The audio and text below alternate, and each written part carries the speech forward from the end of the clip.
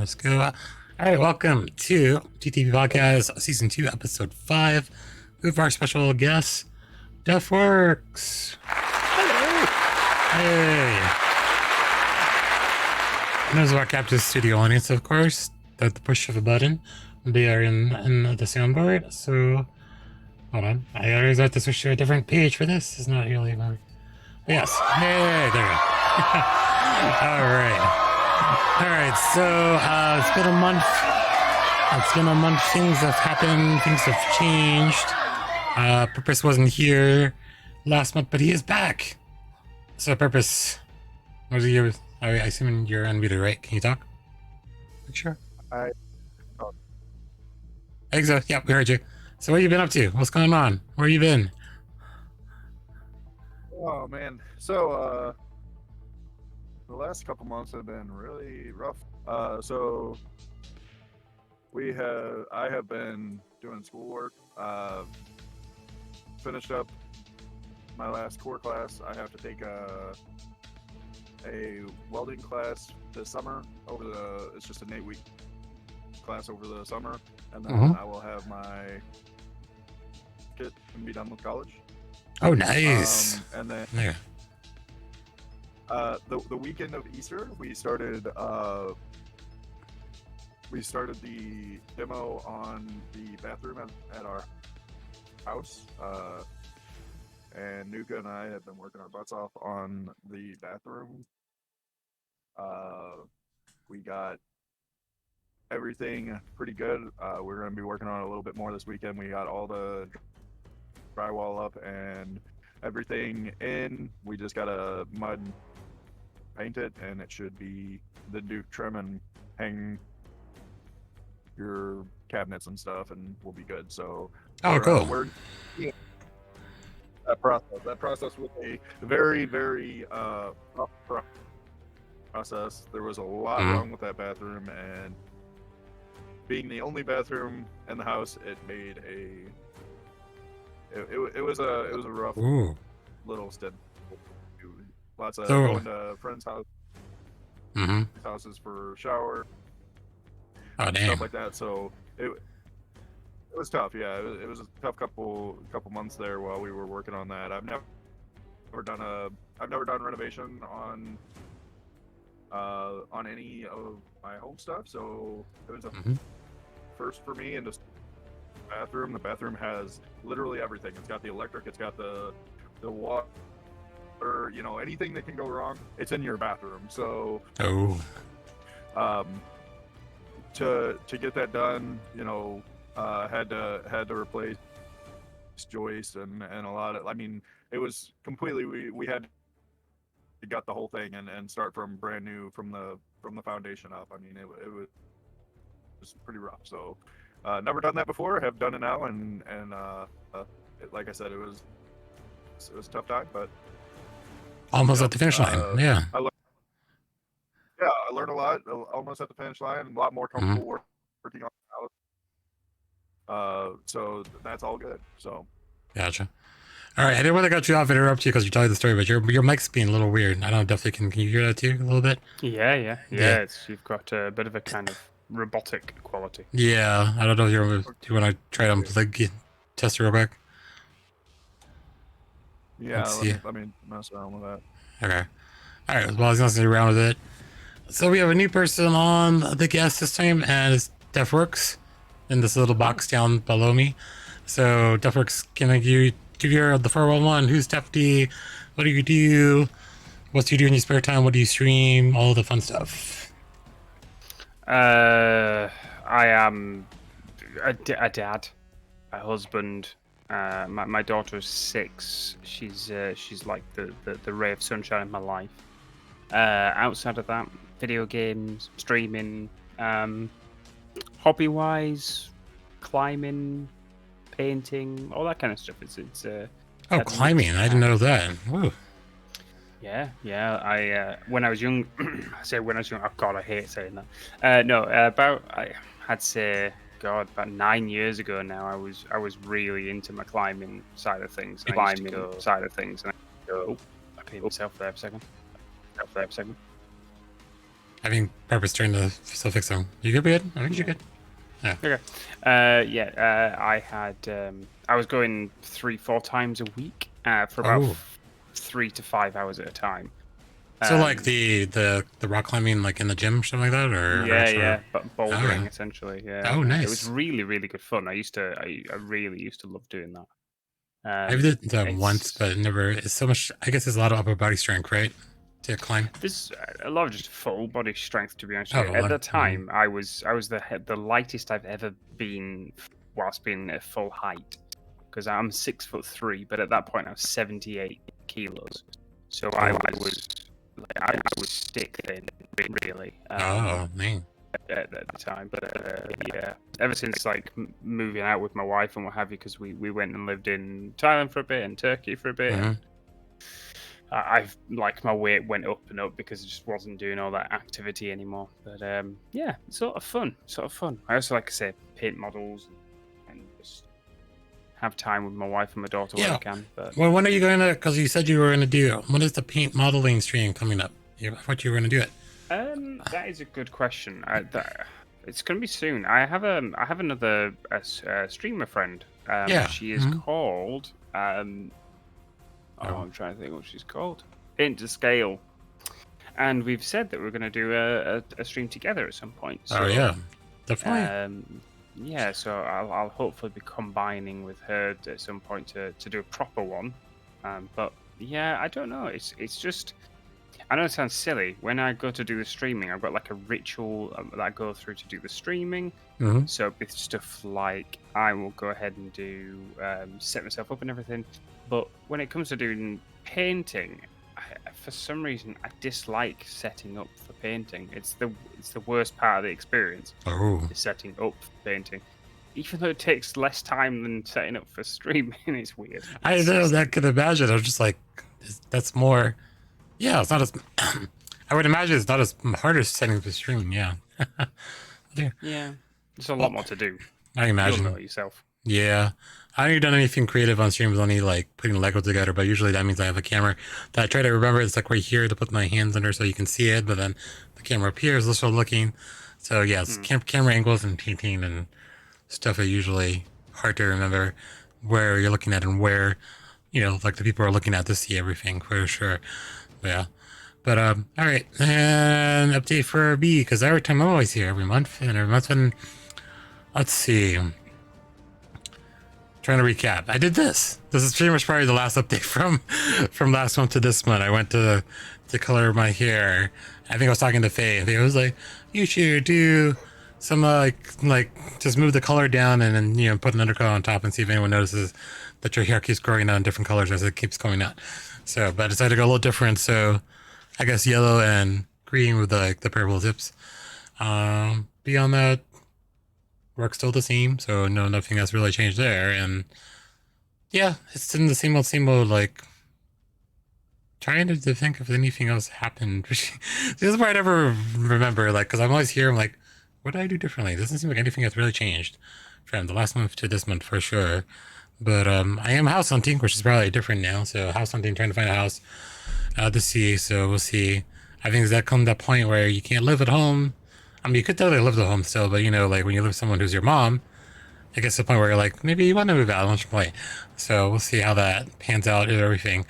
But yeah, so that's pretty much been the update. Still the same thing, streaming on Kick. Kick's been going okay. I mean, we have viewers and such, but, like it's always kind of quiet, but people just like to lurk and listen to the dialogue and listen to the conversation, whatever you do. That's why most of my streams are usually with people, so that's why I always have someone to converse with and talk and cover that. So, but Kick has been going well, so I'm meeting people on Kick that I usually went on that on Twitch either.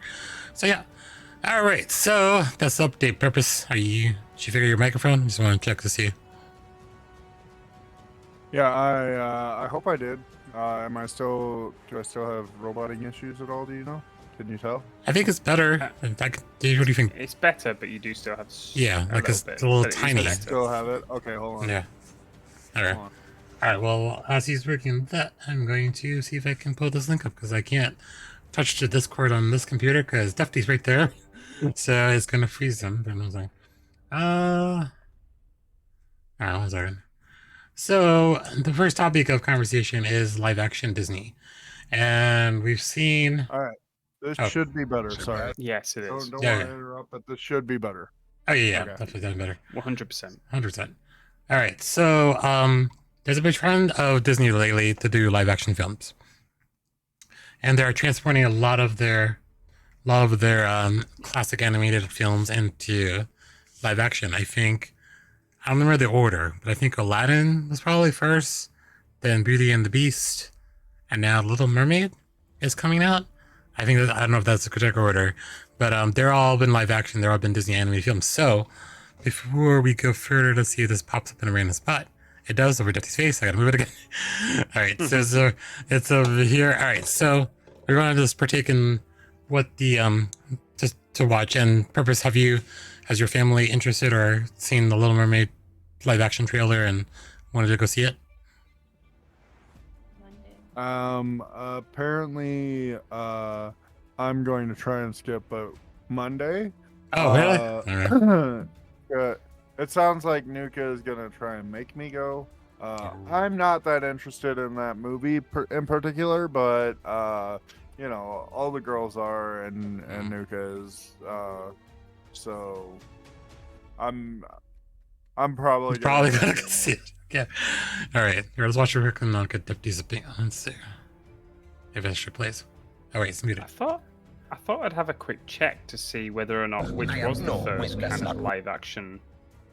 Oh, do you have a quick check? Do you remember which one was the first? I had a quick check. And it actually started a fair while back. Oh, it did? We actually, yeah. And actually, now that I think about this, it's kind of true. So the first one, technically speaking, was the. Was it Cinderella? Was it Cinderella? No. No, was it Cinderella? It was. All right. Before that, it was The Jungle Book in 1994. Yes. There's a 1994 Jungle Book, and then the ones but the thing is, the ones that have been really kicking it off recently in terms of the kind of remake from animated to not animated is actually Alice in Wonderland. Oh yeah, that one too. Yeah, I forgot there's a couple more. Alice in Wonderland also. So, yeah, Alice in Wonderland, which was 2010, but then we've seen it come forward more and more. 2016 for the Alice Through the Looking Glass, but then when it really kicked off was Beauty and the Beast in 2017. Yeah, that's right. This one. All right. So for those who have not seen it, we're gonna watch real quick the Little Mermaid trailer from the podcast side. You'll hear it and the audio. So we're just gonna hold on. Before I do that, let me turn off my other music real quick. So doesn't conflict with that. But we're just gonna watch the trailer real quick. Sebastian, Ariel needs constant supervision, and you're just decrepit. I am no, wait, that's not what? We've got to be bold. Act quickly. I'm a crab on a mission. I still got it. Let's go! When I give the signal, rob me. Got it. No, you. Ariel. Ow. Sorry about that. Get off me, you fool.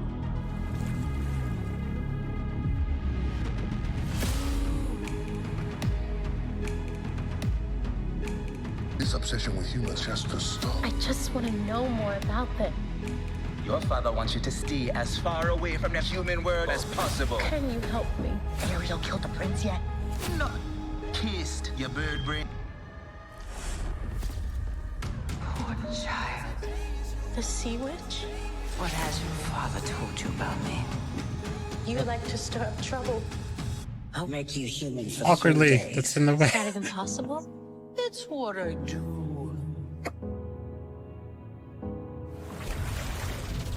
Disney's Okay. The Little Mermaid, rated PG. Walk like that was in the way, but all right. All right. So that's the trailer. And in terms of, let me put the music back on. So in terms of the movie, and then I know I talked to you briefly about this too, Deputy, beforehand. Is your kids or your wife and your daughter wanting to see that, or did they see it already, or No, they were wanting to. Yeah. Yeah.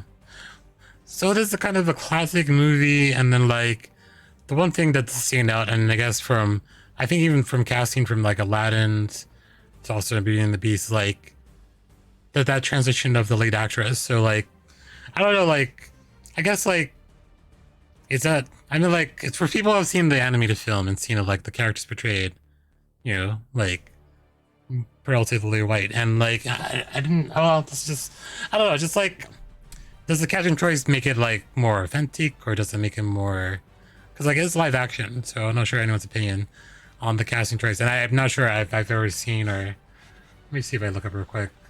But what about the reality of doing live action where it's all animated, where like crabs are talking, birds are talking, but it's also in a Disney aspect. So what is your opinions on this kind of like genre coming to live action? I'm not sure myself. Like so of the live action movies I have watched, I haven't watched any of them. Oh, you haven't watched any of them? I like unless you go back to like 101 Dalmatians, 102 Dalmatians, Yeah. like the ones from back in the 90s, like the early 2000s. I watched those, like Alice in Wonderland. But like I like going to the more modern era, right? The like I never watched Maleficent. My kids did. I never watched Cinderella. My kids did. Jungle Book, I didn't even know that one was remade in 2016. Never watched Christopher Robin. Didn't watch Beauty and the Beast. Like all these, like my kids watch. I sat there and made fun of me. I didn't watch those. I did not. Lucas Peanut Butter Gallery in the back. I don't remember it. Yeah, the peanut gallery, yeah, for sure.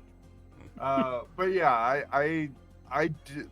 I'm being told that I have watched these. I don't remember them if I did. Like I don't think that I've watched any of them. They don't particularly interest me. But simply because like I really like the cartoons. I thought that they were really good. I think that they do a great job with them in the first place. And going back to like early Marvel, like the Hulk, right? That kind of animation kind of made me cringe, and I understand that, especially in that era, it was good for the time, but you could still just tell, and to me it's just not. It's just off-putting. I don't know. Like I just don't get into it. So, well, I will likely see the Little Mermaid because my family really wants to see it. I just not super interested in it. Not my cup of tea. That being said, I go and watch all the animated ones because I think that they're awesome. But and it's not that I don't think that these are good works or anything like that, because obviously I haven't seen them to criticize them. I just don't see the appeal of them myself. Gotcha. Defty, what are your thoughts? I think the idea of them kind of coming forward, and rather than remaking them as cartoons again, or animated, should we say, is it's a good move on their part. It's it's literally going to print them money, especially from the nostalgia point of view, and the fact that there's going to be people growing up in an age where they won't go back and just watch those old films. I think the only thing that kind of bugs me about it is that some of the casting choices that they make. Yes, that's true. Like Will Smith as the genie is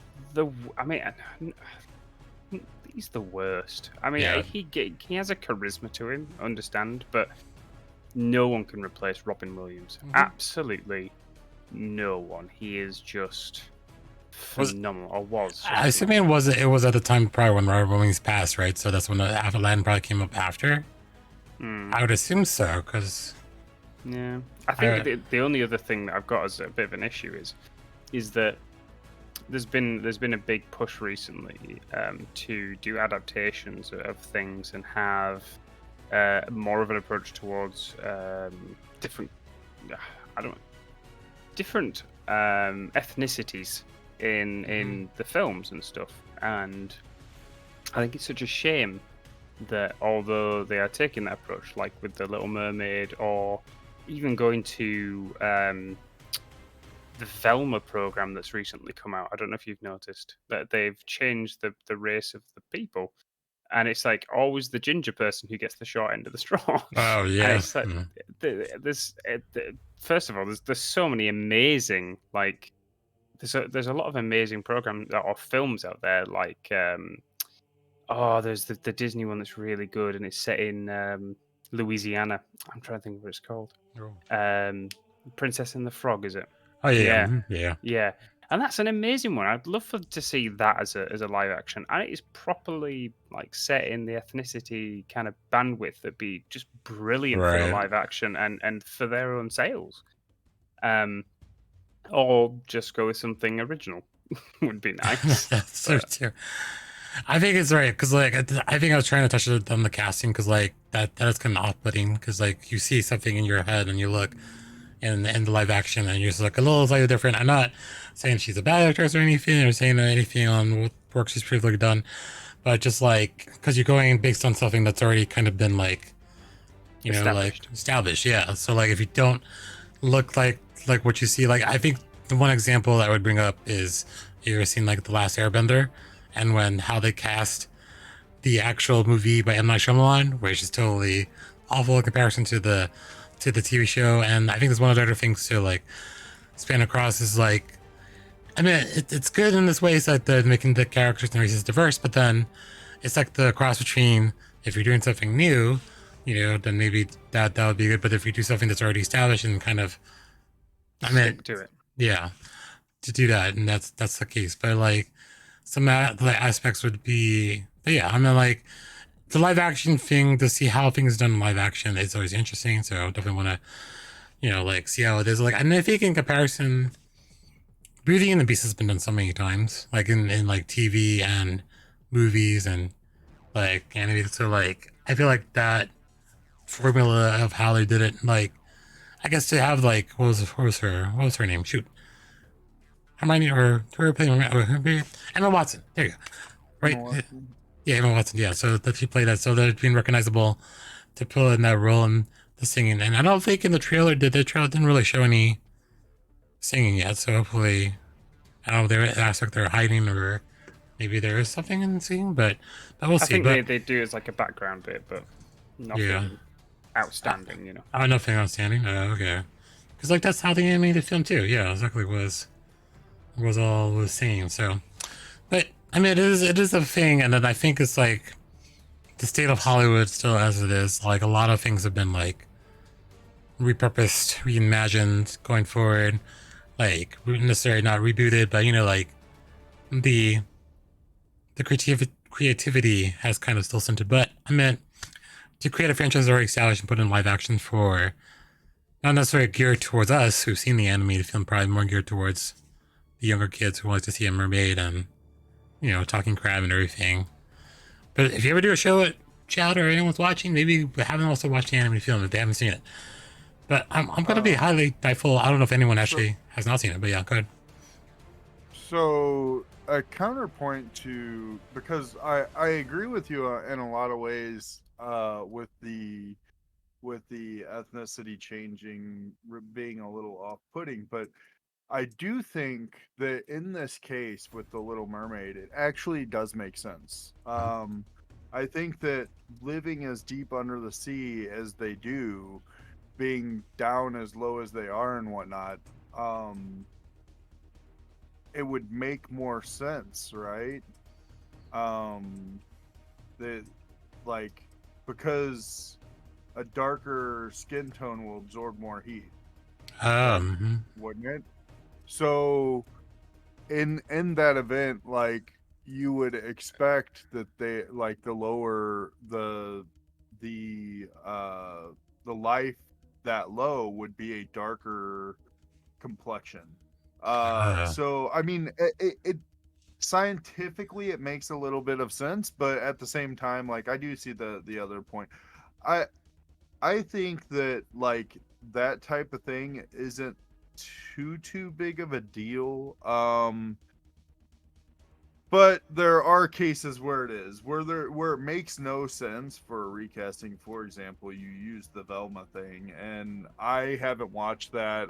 It didn't interest me to begin with, so I don't really have a dog in that fight. But like, it didn't really make sense. Like, how long has that character been been a ginger white girl? Like it's been a long long time, right? So I do get the argument. I think that if it makes sense for the reimagining of the character, then sure. But at the same time, if the character reimagining doesn't really perform any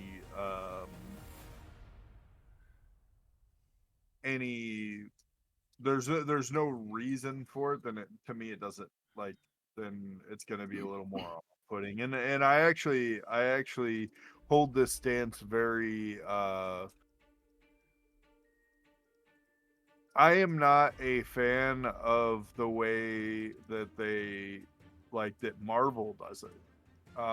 Because in my opinion, wouldn't it be I think we've talked about this before, but isn't it like they in Marvel's case, they take a lot of characters and they just say, okay, well now here's the new female version of this character. And it doesn't make sense. Like, why can't that character be its own character and not have to stand in the shadow of this, this man character, right? Like, Right. to me, let them be a strong character themselves and make them their own character, and not, well, that's just the female Thor or things like that. Just didn't, like, to me it's just like, I don't know. But yeah, it's tough. Very. Oh, you good?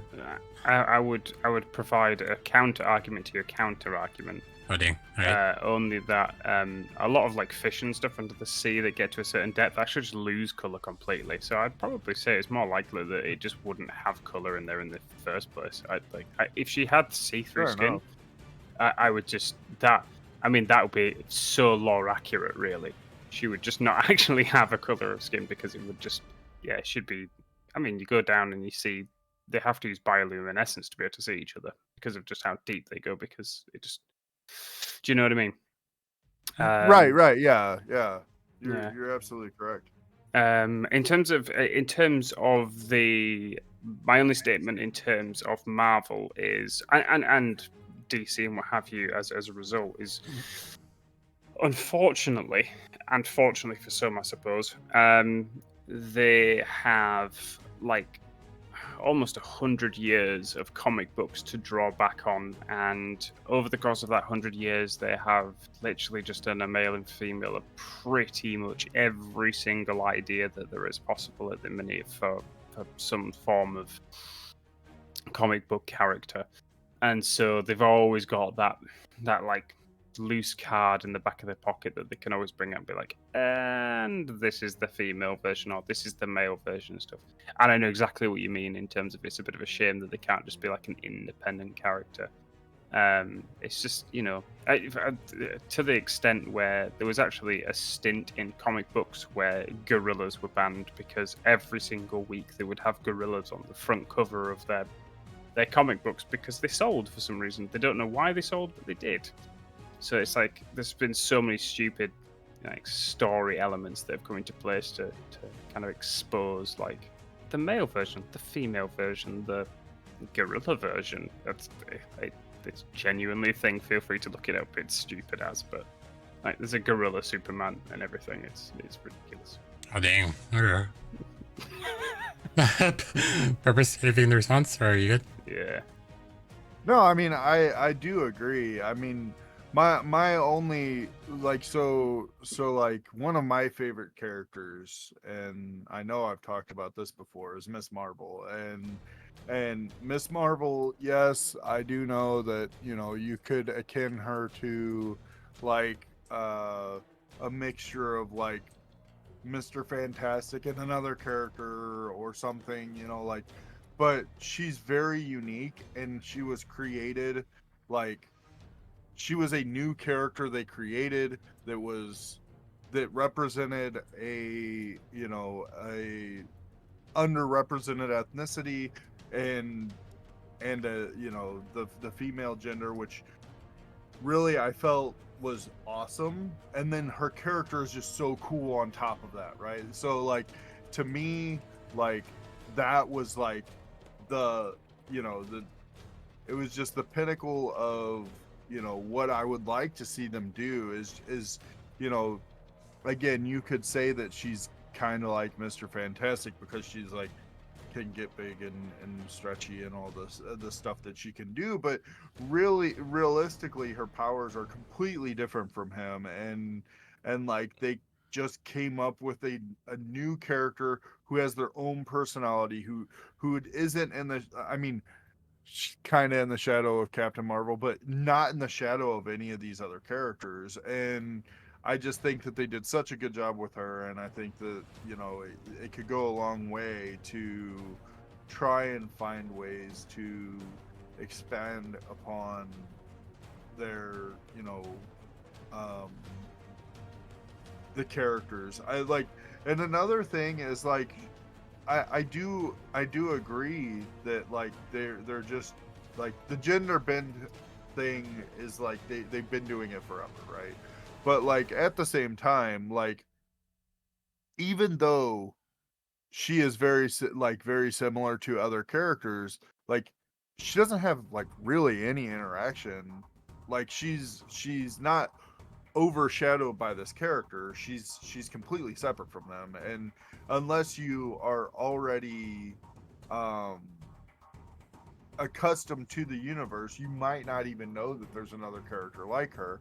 And so to me it's just like, why doesn't it, like, that was my whole the whole argument is, why does it have to be female Thor, right? Like, why couldn't they have given her her own, which they did give her a little bit of differences with like the shattered Mjolnir, you know, thing and stuff, and that's cool and everything, but like at the same time, like she is just female Thor, and to me, like that's a very big disservice to what they could do with a character, in my opinion. So yeah, I see your argument, and I understand the argument, and yes, the gorillas thing is very silly. I just think that they could do better, and like the creativity is, I mean, and this is across all formats too, right? Like, Yeah. this isn't just comic books. This is, we go, why are they remaking Disney movies? They're remaking them because they're not creative enough to come up with a new idea. The existing IPs are just, they can milk those cows. Why not just milk Why those not? cows? So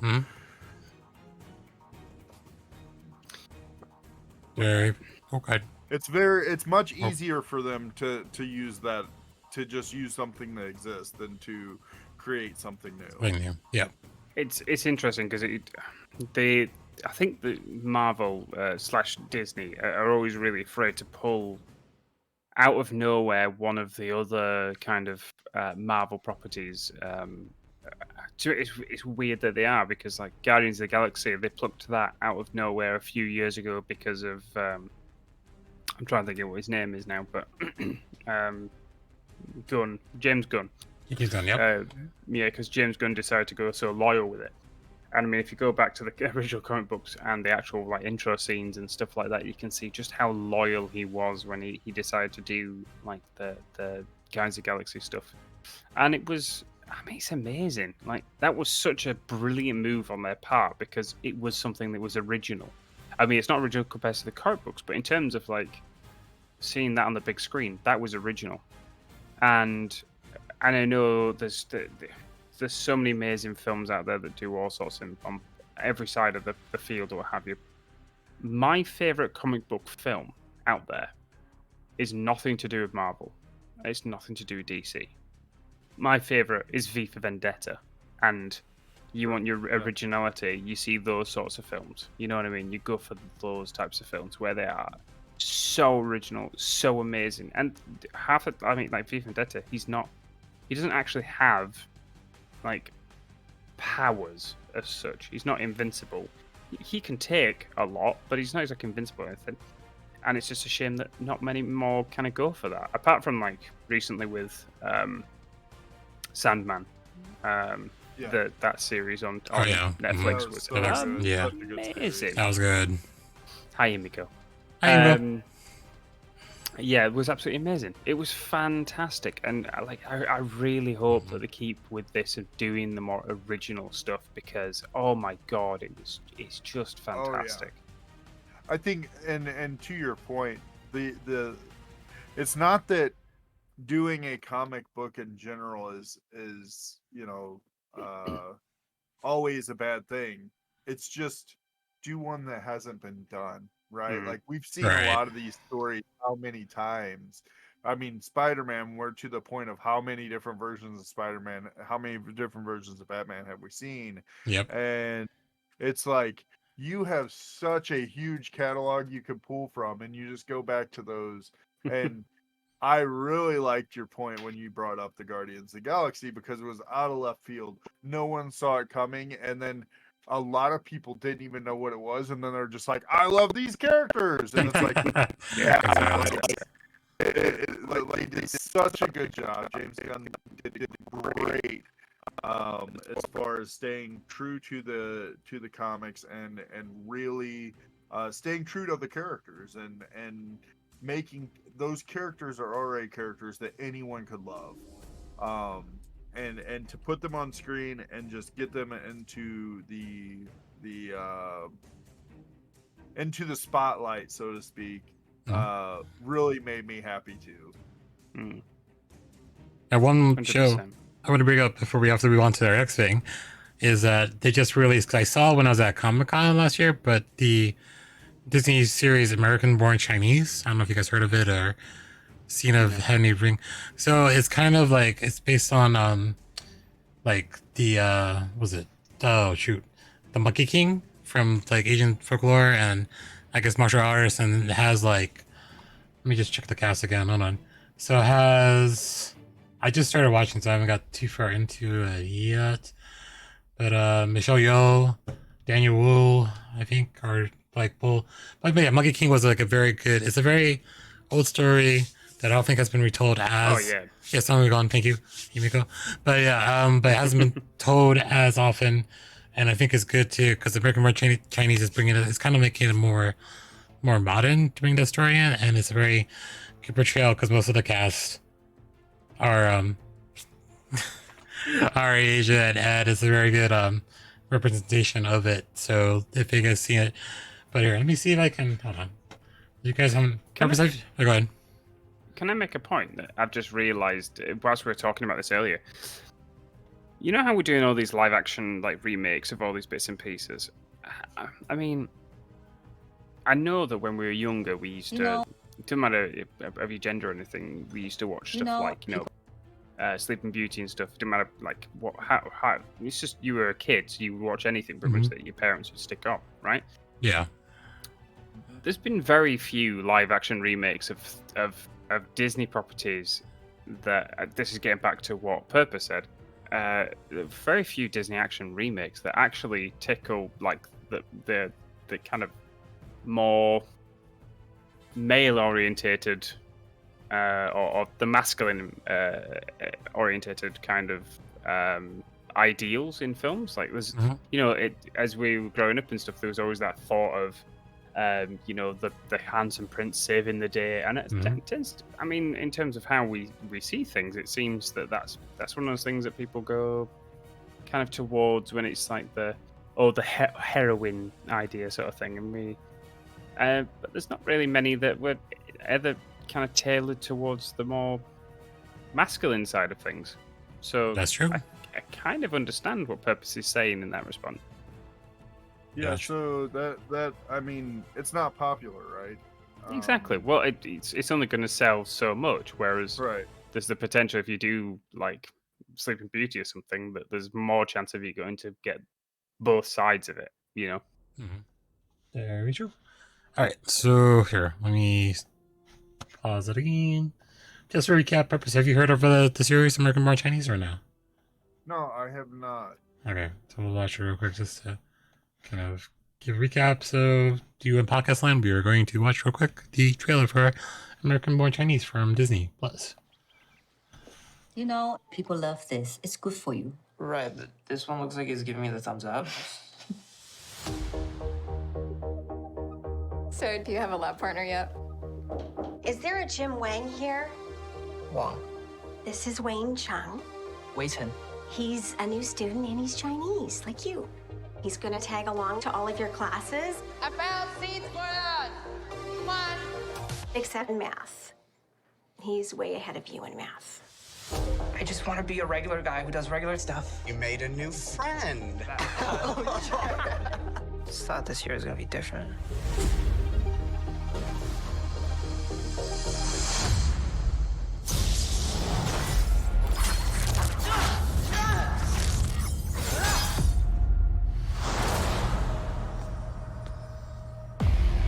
I may be able to help.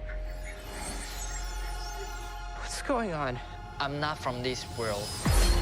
I need your help with my quest to stop the uprising. The gate between Earth and Heaven is opening. Okay. You must stop it or everyone will perish. The fate of your world Possibly, hangs yeah. in the balance. I don't really see how I fit into this whole thing. You're my guide. Can we come up with something a little bit cooler than guide? Servant? Yeah, no, you're right. Guide's better.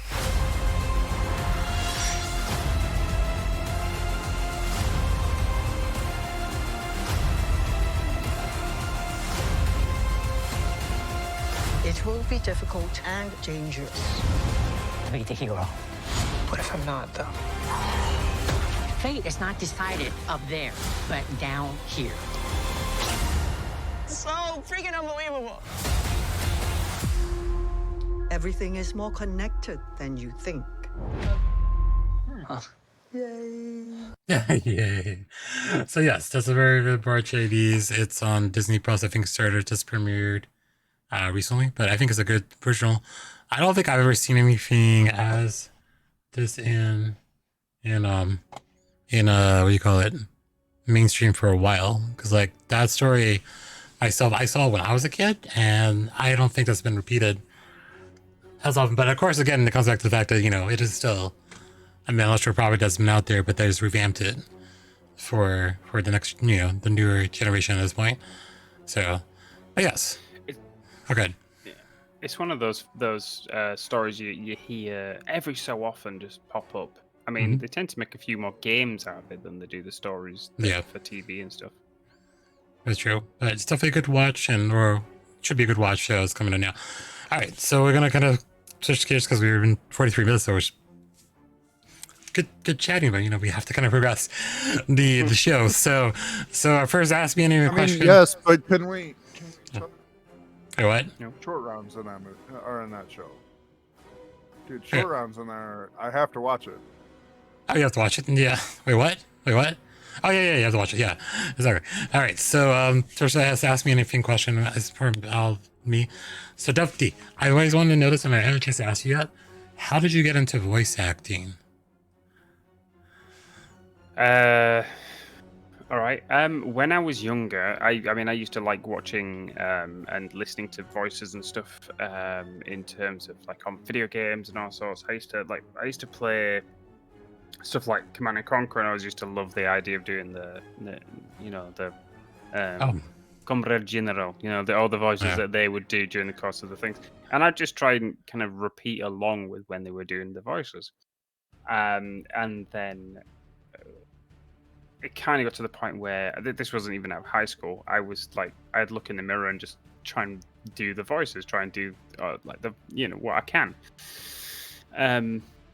And it was one of those things where it would progress, but I wasn't really serious about the idea of doing the voice and stuff. And then all of a sudden, very strangely, I always knew I could do certain voices, like I can do like the Herbert the Pervert from Family Guy, etc.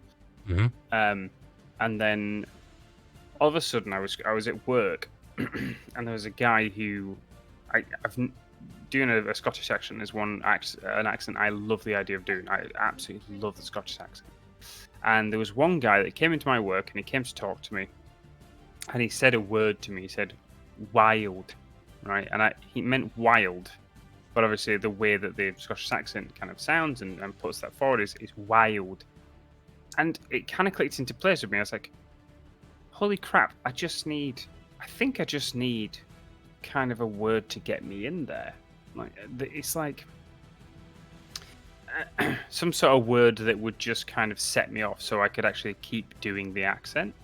And so now when I do Scottish accent, depending on what kind of accent I'm trying to do, like if I'm trying to do that kind of Scottish accent, I'll do wailed is that kind of one, you know.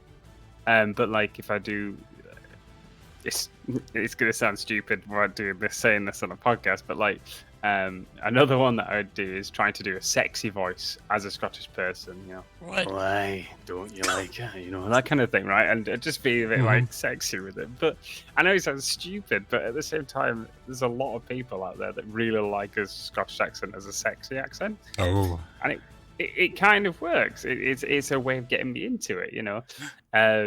Or like doing kind of a Sean Connery version where it's like, oh, I'm a money penny, you know, doing much and kind of some bit of fun with it, you know. It's just it's finding that word, that those kind of key phrases that gets me there. But it all started from video games and TV. Nice. But I think that it's great that you use Command and Conquer as the voice acting video game that you use, because the voice acting in that game was phenomenal. I love that game, and a lot of it did have to do with, like, the gameplay obviously is very, very important, but then the minor detail to those voices whenever you're playing, and the things that are going on in the background, the things that I've heard hundreds and hundreds of thousands of times, like, it's just like it never felt like it ever got old. I just love hearing those voices. They did such a good job with them, and that's awesome. It really is. I smiled as soon as you said it. Nice. It was funny because it all started with Command and Conquer with me, and then it went on to stuff like Warcraft 3 as well. I loved the Warcraft 3 ones as well, like, you know, the peasants from Warcraft 3 going, ready to work, you know, all these kinds of things where it's just doing those voices. And like, you know, if you've ever played like Warcraft 3, you know exactly what I'm doing, and you know exactly what I'm talking about. And so there you go. There you go. And as he always, it's literally, if you ever hang out with Defty, he literally goes every single voice and you start talking, and then yourself is like, I have to match Defty, and I start making voices too, and it's just like voices going back and forth after a while. So yeah, it's definitely a fun time. But all right, so that was the Ask Me Any question. So the first topic is actually the topic that kind of Purpose brought up, and for myself, I never realized that was going to be an option. But it looks like Blizzard is no longer developing PvE mode, and Purpose, you can probably expand on that because you kind of brought it up. And then you probably have played Overwatch a lot more than I have, and Defty has played Overwatch pretty much too. So can you expand on the significance of this development recently? Yeah, so with the announcement of Overwatch 2 years ago, Jeff Kaplan was the head developer at the time for Overwatch, and the game had gotten, in my opinion, Overwatch had gotten very dry.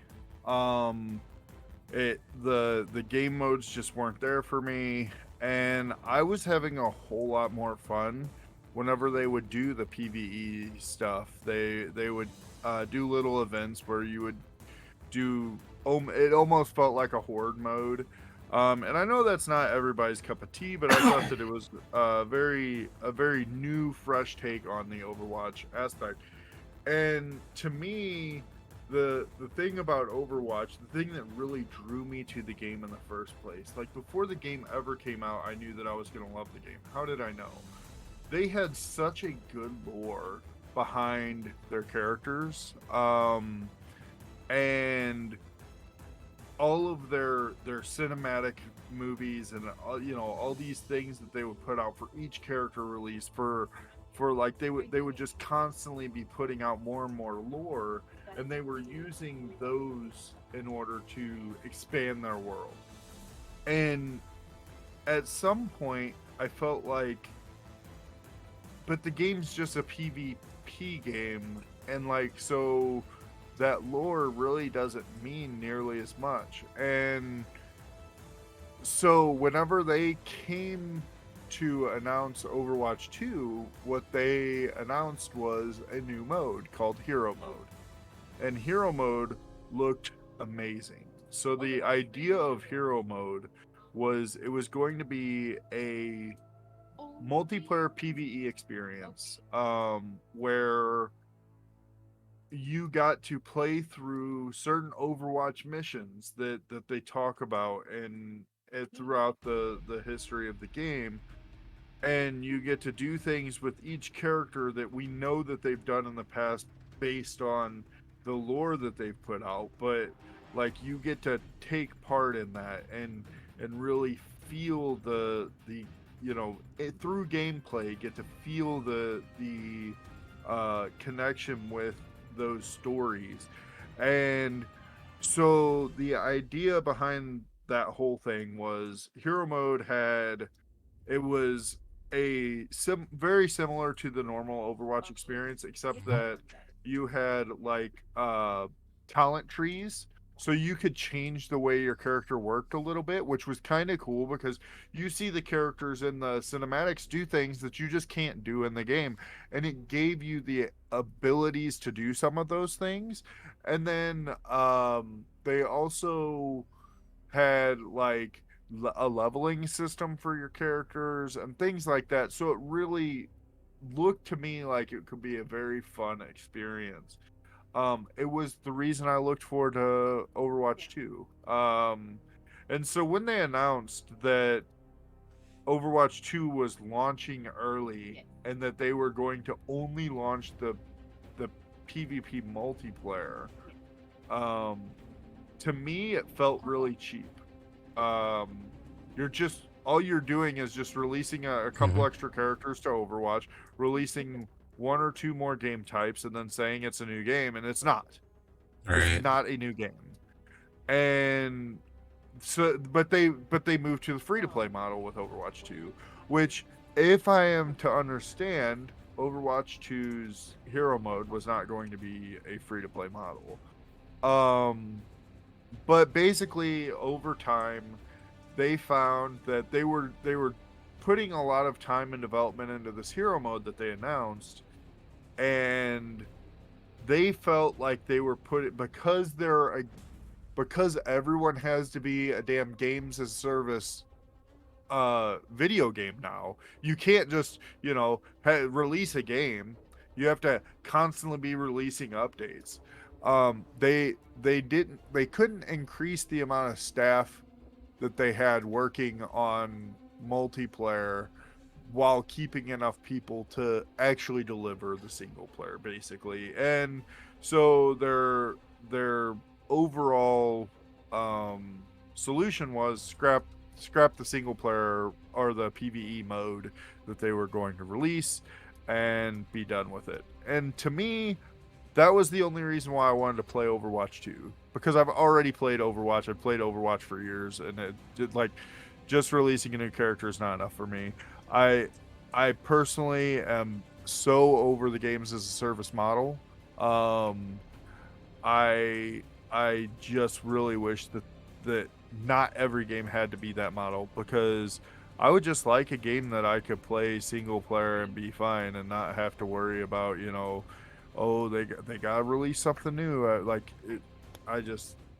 It doesn't appeal to me, and I get that, we're that's what sells now, but I just really feel that if you like the games that I've been playing, the games that I have really been getting into are a lot less games service games. Like I really have I've been playing a lot of like the Vampire Saviors game, which is such a simplistic game, but it's just something that I can sit and play, and I don't have to worry about, you know, oh, whenever the next patch comes out, I gotta do this stuff. Which, you know, I mean, later on we'll go to the Genshin segment, and clearly that is a game that releases updates and Yes, more yep. story and stuff. Mhm. But I don't know. I just don't want every single game to be like that. I think that it's like it just really, I don't know. It to me it really hurts the industry that that's what everyone feels that they have to do. They can't just release a game. Like they can't just work on a game and release a complete game anymore. They just have to release something that's, you know, cobbled together, and we'll fix it in the next patch. Yeah. It makes sense. Just rough. It's rough indeed. But yeah, we were just playing Overwatch too, and Defty, what is your opinion on this? Have you followed this mode? And Yeah, well, I was saying to you earlier that this season of Overwatch is going to be my last, because I'm in exactly the same boat as Purpose. This season, I'm enjoying it for the most part, and there's like I know it sounds silly, but I have like goals that I set in place when I play a game, and the new skin at the end of it, at the end of this battle pass, I genuinely want because I really like the character Sigma. I was like, do you know what? I'm gonna get that, and then I'm just gonna install it because it feels like a nice achievement for me to get that, and then just kind of say no to it anymore. And it's partially the reason why I'm going to uninstall Overwatch is because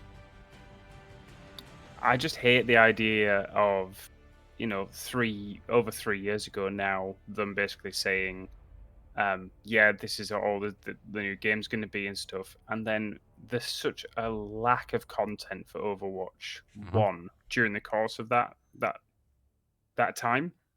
And actually, before they even announced it, there was a lack of content. But the thing is, they released number 2, and although the game engine itself is improved, it's still the same game. I mean, to a great extent, it's exactly the same game. There's been slight tweaks to the game engine. There's been slight tweaks to the maps and stuff, and some of those things. That shouldn't take 3 years. They should have been putting so much more time into that single player and stuff like that they had the opportunity to do. I understand that there's a lot of problems that were going on at Blizzard. That's not our fault. That's kind of like an industrial, like the industry at the minute struggling, and it really is. But it's such a shame because like it feels like shareholders are the ones winning out every single thing. And actually, when Microsoft put the acquisition through to buy Blizzard, I was actually really hopeful because I was like, yes, there's going to be a stage where the shareholders are going to be Microsoft, who owns the shares. It's not going to be split among all these other countries, and they're not going to be like fighting and vying for the fact that basically the consumers, the people that are playing these games, are just money mules for them. They'll still have microtransactions, but you know they would have also. I mean. Over the course of the years, I've had so much more trust in Microsoft over the past few years. Like any company that can actually outright come out and say we were wrong about something, and I mean literally take the blame for it, gets way more credibility in my mind. And that's happened recently when Redfall came out, and it had quite a few bugs and a few problems kind of go forward and stuff like that. And the one of the CEOs of Microsoft said, basically came forward and went, "That was my fault. That was down to me. That was completely my fault. Please don't take it out on the team at Arcane Studios. That was on me. I was the one that made that decision and stuff like that."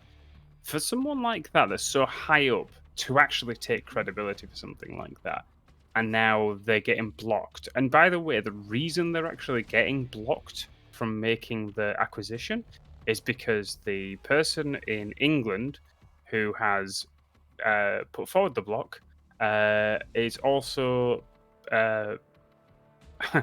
it's actually in lieu with Sony PlayStation, and they basically said they went forward to him and they said, "Look, we want to, we don't want them to go through with this," and they tried their best to find any loophole to stop them from getting the acquisition in place, and it fell on this one guy doing it, and he was like, "Oh, it's for uh, portable systems potential, basically." So all it is the idea that they don't want the ability to be able to give portable systems the games that are potentially Blizzard Entertainment could give them, and Activision could give them.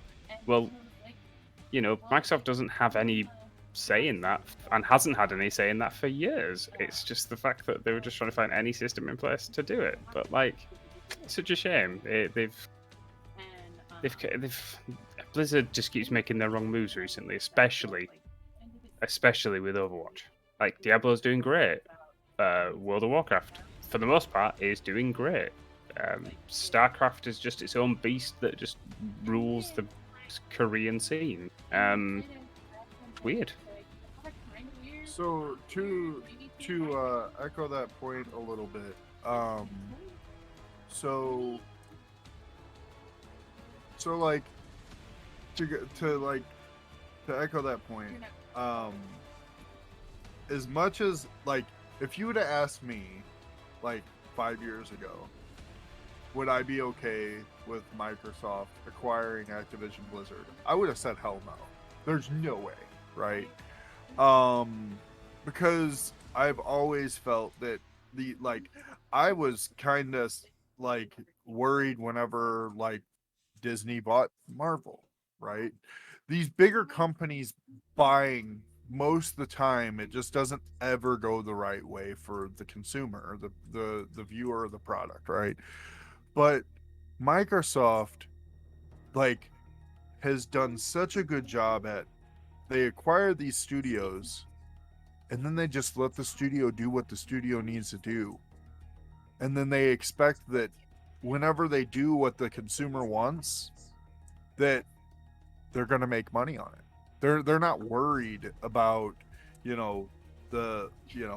obviously it's not to say that they're not worried about money, because they are. Obviously they want to make money, that's why they're acquiring things, but they have enough trust in those studios that you're just gonna make us money, unless you're just making the wrong mistake every time. We're just gonna let you do what you're gonna do. We're not gonna intervene. And they've done such a good job at demonstrating that and practicing that I was just like, whenever they announced this acquisition, I was like, this could be the shot in the arm that a lot of Blizzard properties need. This could really take a huge weight off their shoulders, that they don't have to answer as much to the shareholders, because I really feel that is a problem across all markets right now, is everybody just really, the shareholders need their money.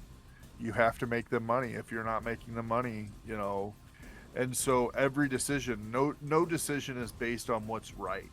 It's based upon what's going to make the money. And I personally feel that there have been recent examples of Microsoft just going, do what you're going to do.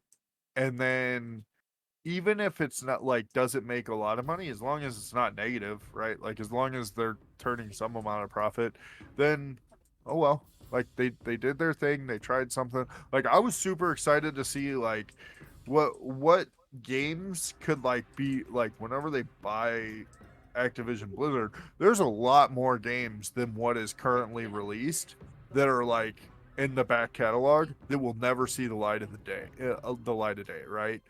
There is stuff from way back in the day that is just never going to get made again, because it's not going to be profitable enough. And I was just excited to see, will they pull one of those out of the bag and just let somebody make it, just because they're not going to go negative on it, and just let us let us see one of these older, a new take on an older IP that's kind of just dead in the water right now. I just yeah, it really sucks. It really sucks that we have so much opposition to it. And the thing is like I said, I'm normally one of the people that would oppose all of it, right? Like, but at this point, it's almost like, you know, you're just thinking to yourself, where's the lesser evil at? And I just feel like, as silly as it is to say, I just feel like Microsoft is that lesser evil right now. Like Phil Spencer just coming out like you said and saying, yeah, Redfall, we made mistakes on Redfall, and just seeing them own up to it. And like, he's always been in it, it's always been in the industry that he has been that type of guy. So to see that type of stuff really goes a long way, and it makes me feel that, like, a lot like with what we have with Marvel, John Favreau, or however you say his name, like, I think that's like the guy for the job, right? Like, because he really puts that type of stuff on his shoulders, and I think that those types of people, whenever they're in the positions that they're in, is great. And I think it can do a whole lot to improve product for the consumer, but it just sucks. I really hope that they can get the whole acquisition done and get it taken care of. It's just been a long process, and one that I'm just kind of fed up with. Like, we let so many other companies just absorb another company that there's no reason in the world ever that this should happen. And but we're gonna say that, like, oh, because if they have a really good streaming service, and if they got Activision Blizzard, think of all the cool games they could put on their streaming service. And it's like,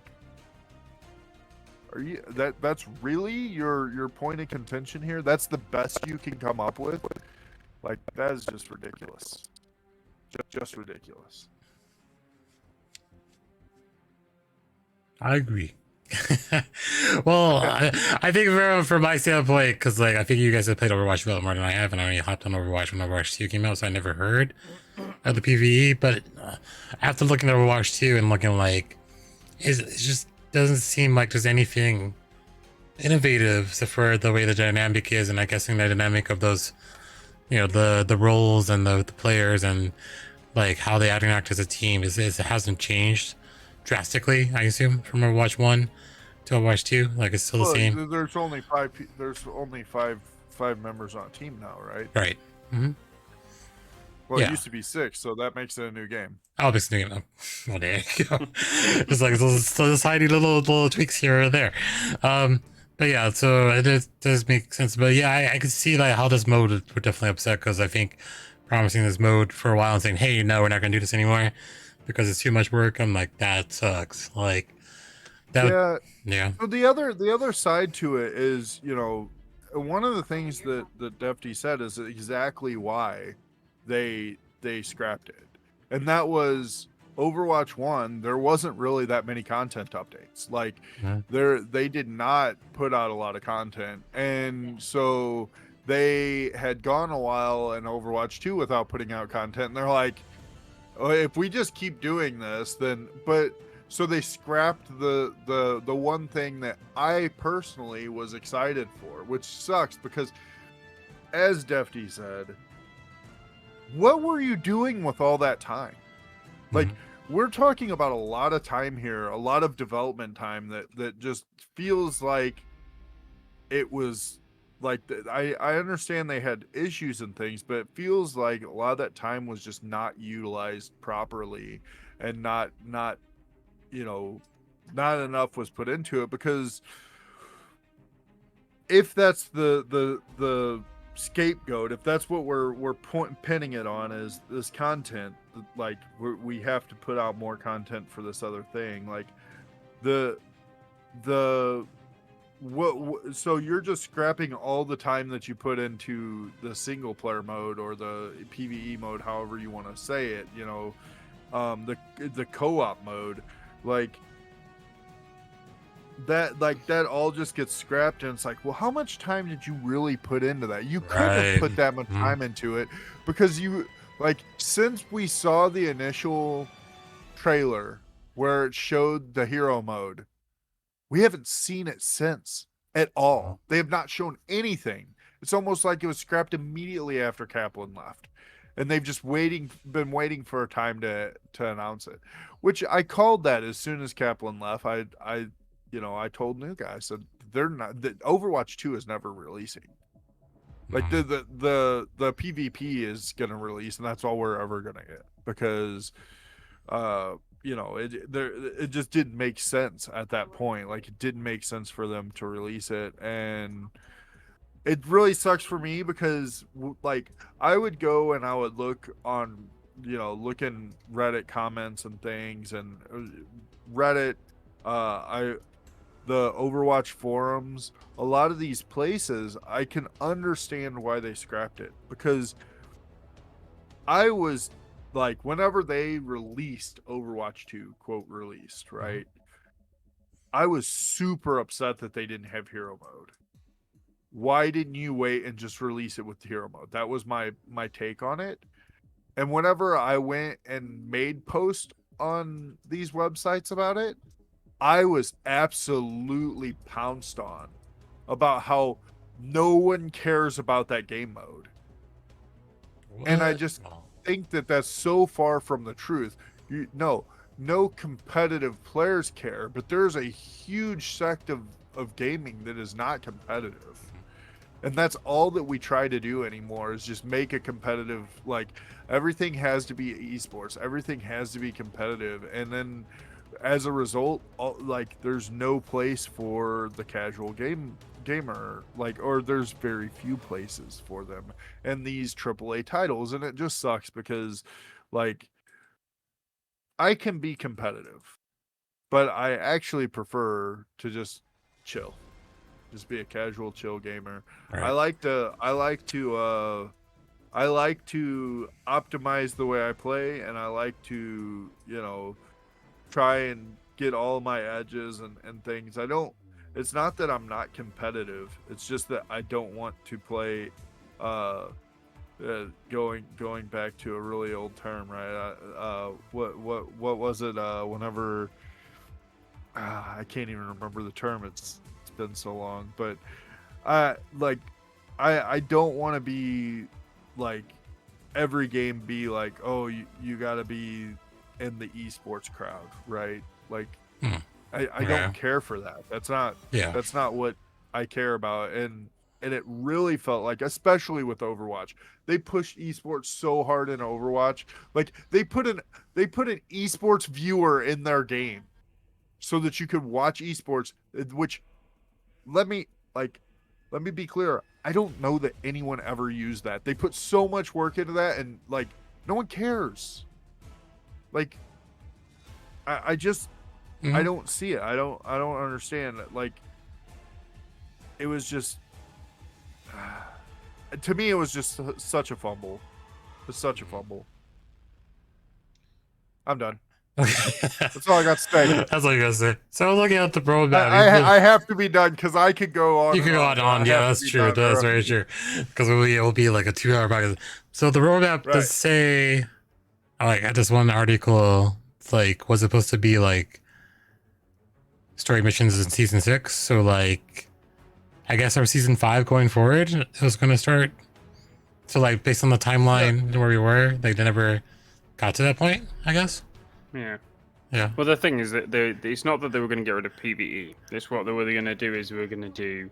The thing is, the hero stuff was going to be its own element within the game. You'd be able to just switch over and do the PvE at any point. You'd be able to go in and you'd be able to level up your character, going through the missions. Imagine, for example, what's it called? Left 4 Dead, where you go through the same missions over and over again, but there's an element of, like, randomness to it and stuff like that, and you'd have like the team opportunity up to like 4 players or something, and you'd be able to pick who you wanted to and go through. But at the end of it, instead of picking up new guns and stuff, you'd be able to level up your character and get new points and kind of just influence how you play your character slightly. That's what they've basically scrapped. You know? Okay. And as a result, they are going to keep PvE in, but it's just going to be these one-time events that just pop in. They'll do something for a bit, and I mean they've just done the Star Watch event, right? And some people really liked it, and some people really didn't like it. But I'm going to be honest with you, it was lackluster. It was just the exact same game mode as normal, with a few PvE elements thrown in there, and a map where they've just added some extra bits and pieces. Yes, it's going to take development time, but I mean, honestly, if Blizzard is working at like their proper capacity on something like that, I can't imagine that take that the amount of elements that had to go into that game mode. I can't imagine it taking more than 2 weeks, like to make that.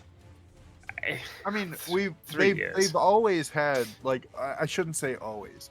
Going back a long time, they've had the PvE events. They've done like Halloween events. They've had these different events, but that's not like the story missions are going to be more of that. And I did enjoy those a little bit, but a lot of those, it was just like you're standing in one spot, like you're in one small area of a map, and then like you kind of like it's a horde mode almost. And this was supposed to be like completely new maps. It was going to be, as Defty mentioned, the skill points, the changing, like crafting the way your character worked a little bit more, and being able to like get different interactions with different players whenever you play with each other and things was cool. But it had like real, like you were playing through like an actual story mode. Whenever they call these story missions, it's kind of that's, in my opinion, that is a very stretch to get to that term, in my opinion. Most of the time they're not story missions. Most of the time it's just escort this payload to this spot, and then like these people attack, and then escort it further, and then the map's over, and congratulations, you just played the normal game, but we're saying that there was a special escort inside of your payload.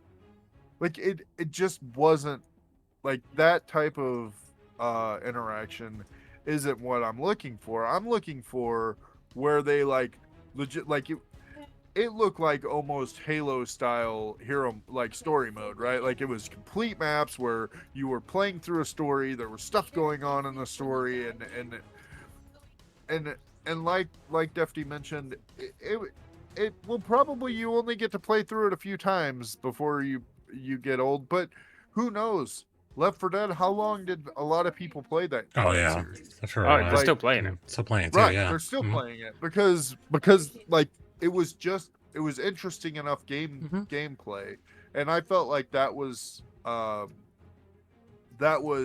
Overwatch needed. That was the shot in the arm that they needed, was something to really attach me more to the characters that I love, because like I love D.Va. I think that D.Va is a great character. I own a D.Va chair that I sit in every day. I like D.Va is I would be a D.Va main, which I think that also was like a place that they really fumbled, was not making like the ability to main a character more accessible. They wanted everyone to have to switch characters and have to have certain team comps and this and that, and it was like, within that mode you don't have to worry about that stuff. I can just love the characters that I want to love, and I can play as those characters, and I can do like I can play the game the way I want to play the game, and I just don't feel like they give that, because they're too interested in trying to force an esports feel to their game. That was their whole, like that was their driving motivation to the game, was we want to be an esports game. And I just think that if you look back, the games that are esports games weren't like, we want to be an esports game. They were, look at this fun game we released, and then people got competitive with it, and they made the esports scene. Yeah. It wasn't a forced esports scene. Right. Yeah, that's so true.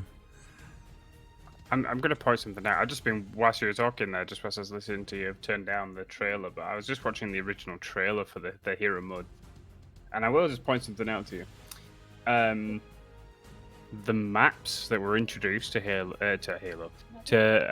Overwatch 2, you know, so we've got the Canada map, the Canadian map, sorry. We've got the one where it's the push, no, it's the payload one. I can't remember what it's called. Basically all the new maps that came with the game when Overwatch 2 released were all in the trailer. What that means is, so what that means is all of that stuff had already been worked on. The game was already able to be played. They already had the 5-person thing in place. This trailer came out in 2019. So every single element of this being placed, they had the missions already started, and you could actually it looked like some of the missions were actually playable to some extent. It also looked like some of the character creations and stuff like that had really been thought out to some extent. It also had some of the story elements. It made use of some of the actual elements of the areas like Gibraltar and stuff, making them actually have a reason for being this base on Gibraltar. All these elements were actually in the game, in the trailer. Now, I know that they do a lot of like cutting around the corners so that you don't see the bad graphics of certain areas and stuff like that, whilst they're not they're not fully in place yet. Okay, I know that they do this, but that 3 years, something went wrong. And I know COVID happened, I know it did, but actually that increased the productivity of the company in terms of like they were seeing by the end of COVID, they were seeing an improvement of up to 40%, if I remember the statistic correctly, from the people who are working at home. Mm-hmm. How did it go so wrong? How is it 3 years was spent in, and pretty much in comparison to that trailer, nothing was happening in those 3 years? Like seriously, if you watch that trailer right now, you will see exactly what I mean. It literally, and I don't know if you've ever played XCOM. You know where you you've got like you can choose where you pick where you go next. You know, on the big world map. Yep. That was how it looked like it was going to get laid out. There was like symbols next to it to say like the null sector were currently attacking this location, and you could go fly there and sort out the null sector in that location. So it would be like you could specifically pick where of these locations you would go and sort out like the null sector, or potentially sort out what's his name, Doomfist or something like that. You know, something that would tie into the story somewhere. It's weird. It's just strange. It's like something went so horribly wrong. But yeah. And with that, we must move on. But in terms of that, so next topic is the aiming question, and I know Purpose. What is your monthly aiming question? It's been a while since you had an aiming question. But yeah, and I didn't do homework again. Apparel. So, this is gonna be kind of tough. Okay. Hey, give me an AMA question. For Kai or Defty, it doesn't matter. Ask Defty what's his favorite cryptid in one. Okay. That's actually a really good one. Defty, can you tell us what is your favorite cryptid and why? Ooh. I don't. Is a cryptid and a mythological creature the same? Is it? Nuka? Nuka, can you answer So no. They are not the same, because cryptids are believed to be like it could be a thing, like it could be a real thing. Yeah. So yeah, I see what you're saying. Um. So like hmm. a unicorn could not be is not a cryptid, but like somehow a Mothman is. Do you know? Mythological creatures can be cryptid. Yeah, they can be cryptid. Yes. There is there's an obviously we have cases, especially around the UK, Oh, of UK cryptids. I've never heard of these. well, you will actually have heard of quite a few of these, because we have our own versions of things like the sirens and stuff that would lure people to the Okay, rocks yeah. and all that kind of stuff. We have another one which is based on ancient, it's just ancient kind of Celtic Saxon mythology to some extent, called Selkies. And Okay. Selkies would essentially, I'll see if I can specifically get a title for what Selkie is, but in terms of mythological, it is like a Selkie is a cryptid for sure. yeah. So Selkie is a mythological creature that basically is it says here Celtic and Norse origin, specifically, and they would have both human forms and like a form that's kind of mermaid-esque. Okay, but these things didn't come from. We never. Like the ancient Greeks didn't talk to the ancient Celtics at this point. There was not that crossover, so their own independent mythological creature, and they would essentially try and lure people to the water and hold them under. That was their MO of killing, essentially. Some people kind of describe them as being slightly like beautiful, essentially, as they lured things to the water, but they would be kind of like seals or sea lions or seahorses, that kind of, the legs of some sort of a fishy creature as such. But they would essentially lure them to the water and then kind of, enact their whatever the reason is for this thing of killing them. But they are really cool because they feel, although there's mermaids and we know about mermaids, they feel original because they were not an element of something. I don't know. Like they feel like it was something you could genuinely talk to someone back in the olden days, and they would believe it, 100% believe that these Selkies were real. Like everyone had heard about them. They were, you went to the pub and it was like, yes, this is a cryptid. 100%, this is a cryptid. Oh, yeah? This is something that happens. It's like undiscovered yet not quite. So it's interesting. I love them. I think they're so cool. But yeah. Right. So let me know if I'm bringing up the right. Hold on. Where is that? Sorry. Trying to scroll to review my Chrome again and make it a little bigger so you can actually see it. Hold on. So sorry. Oh, it's my face now. But is that Selkies? I'm searching. I'm just checking now. It's going to catch up with Yeah. the stream. Yeah, that's essentially what Selkie is. Yeah, so they're like the mer creatures. The mer creatures. Gotcha. Interesting. All right, there you go. Learn something new. There you go. Look at it. There's a really good representation on the right hand side. They were just a little bit further up. It's like a little girl kind of peering out of the water. Right side or left side? Am I scared? It's on the right hand side. You'd be able to see it right from the top, basically. Oh, right from the top. Like. Think maybe. Yeah, right from the top. The title says "The Seal People." Right. It's mirrored for you, so yeah. But okay, yeah. Well, if you see it, I see it. I can't. There's some people just okay, but yeah, look up from that. But definitely interesting. Something to learn and a new thing entirely. But yeah, that's cool. All right. So let me see if I can. I gotta shrink my screen because it's covering my face now.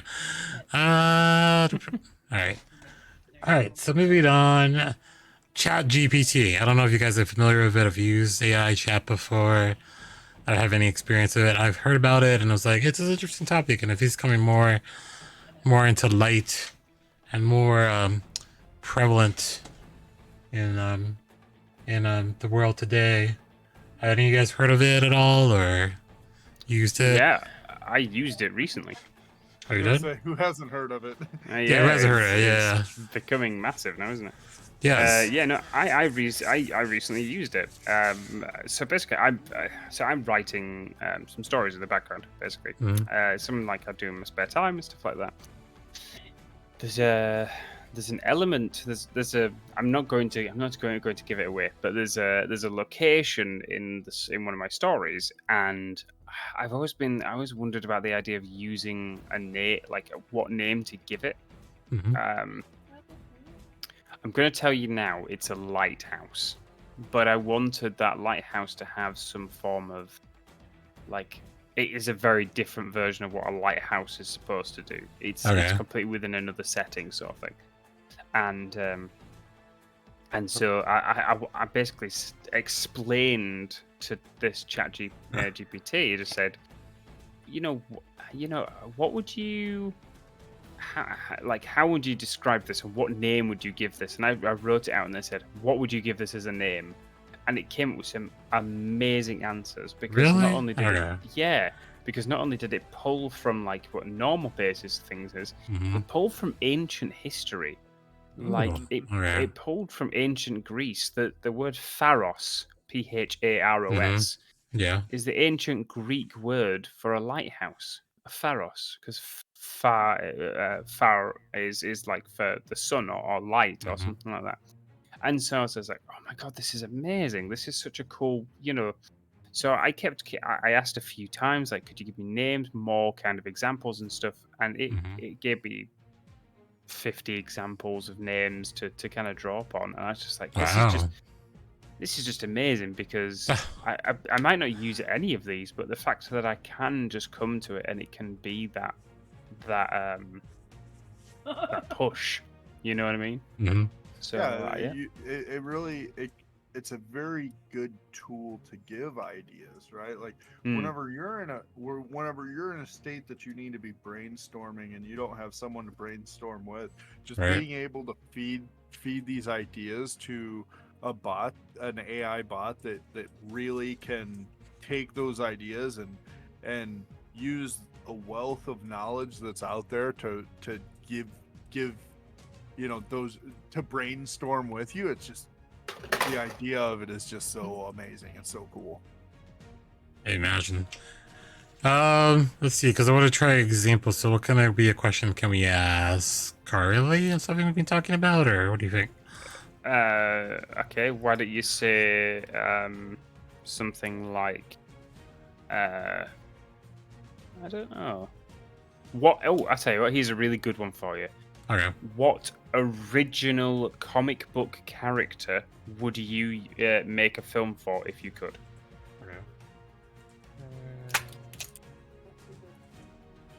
Okay.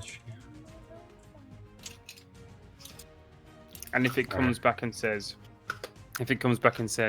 something that's already had a film made for it, ask it to specifically go down to like that hasn't had a film or TV appearance. It's generating a lot. So hold on. Let's see. I can't. I've done zoom in real quick to see. It's still generating. Okay. Let's see. So, all right. Let me zoom it in because it's a little tiny for you guys. Hold on. So it looks like it says, if I could create original comic book character for a film, I would use a character named Nix. Oh, original Nix. Sorry. Yeah. Nix would be a complex and enigmatic anti-heroine with supernatural abilities and a dark past. Here's a brief overview of Nix and her story. Title: Nix, Shadows. by the way, means night in ancient Greek. Oh, okay. Shadows of Nix. Nix, a mysterious, tormented vigilante, roams the city streets of a dystopian metropolis known as Nocturna City. There you go. With raven flowing hair, clad in a sleek black suit adorned with intricate silver patterns, Nix possesses the power to manipulate shadows, granting her unparalleled stealth and control over darkness. I see. Origins. Oh god, there's so many things here. Nix's origins lie enshrouded in secrecy. hinting at a tragic event from her past. She possesses no memories of her previous life, only fragmented nightmares that haunt her dreams. As she embarks on a mission to protect the innocent, Nyx unravels the truth about her forgotten identity, uncovering a web of conspiracy and betrayal that reaches the highest echelons of power. Alright, we'll just read the powers and is that character arc? Oh my god, there's so much detail here. Okay. Where's it? Okay, let's see. Power. So Nyx's primary ability is unbrackiness? I can't know that's the word. Umbriakinesis. Unbrackinesis. Okay, thank you. Enabling her to manipulate shadows and darkness. She can meld with shadows, becoming nearly invisible, move swiftly through them, and summon tendrils of darkness to ensnare or attack her enemies. Additionally, she possesses enhanced agility, combat skills, proficiently with various weapons. There's a lot of detail. I'm gonna just say I love this character already. Oh yeah, this character already. And I'm going to just say that this character exists in the Marvel universe. Does he? If you search Nyx Earth 616, this is Okay. a character who has Umbriakinesis, but it is a totally different character. It came up with this character and made this character, but they have very similar powers. They have a very different backstory. Mm-hmm. But yes, so Nyx is a character in the Earth 616, and they are very similar, but also completely different characters. Nice. Can I point something out? Do you know why? Do you know why it says 616? Why? Yes. I don't know why. It's the number of the devil. Oh. It was a mistranslation. Everyone believes that 666 is the number of the devil, and it's not. It's a complete mistranslation. It was 616. There you go. This sounds like a good story. It's nothing I would have had Marvel ever put out or any comic book. So it's definitely a very good, smart AI, and it's pulling from. I love it. This sounds like amazing. different fields. Yeah, exactly. But and then the one thing I'm just curious because I know. Let's see. All right, hold on. I'm just curious because I do stream and I just want to see what I respond here. How to be a successful streamer. I just want to see what points it brings up. So one thing that you may want to know whenever you're doing this is it maintains what conversations you're having. So you can have separate conversations. That's the new chat, right? Yeah. You can have separate conversations where it keeps the context of what you've been doing. So if you wanted to if you wanted to be having a conversation about how to be successful as a streamer, and it gives you some ideas, and you go back and forth in this conversation, it's constantly taking what context you've already given it into account. Interesting. All right, so just highlight some points. Point 1, find your niche. Point 2, invest in quality equipment. Point 3, create a professional looking stream. Point 4, interact with your audience. Point 5, be consistent. Point 6, network and collaborate.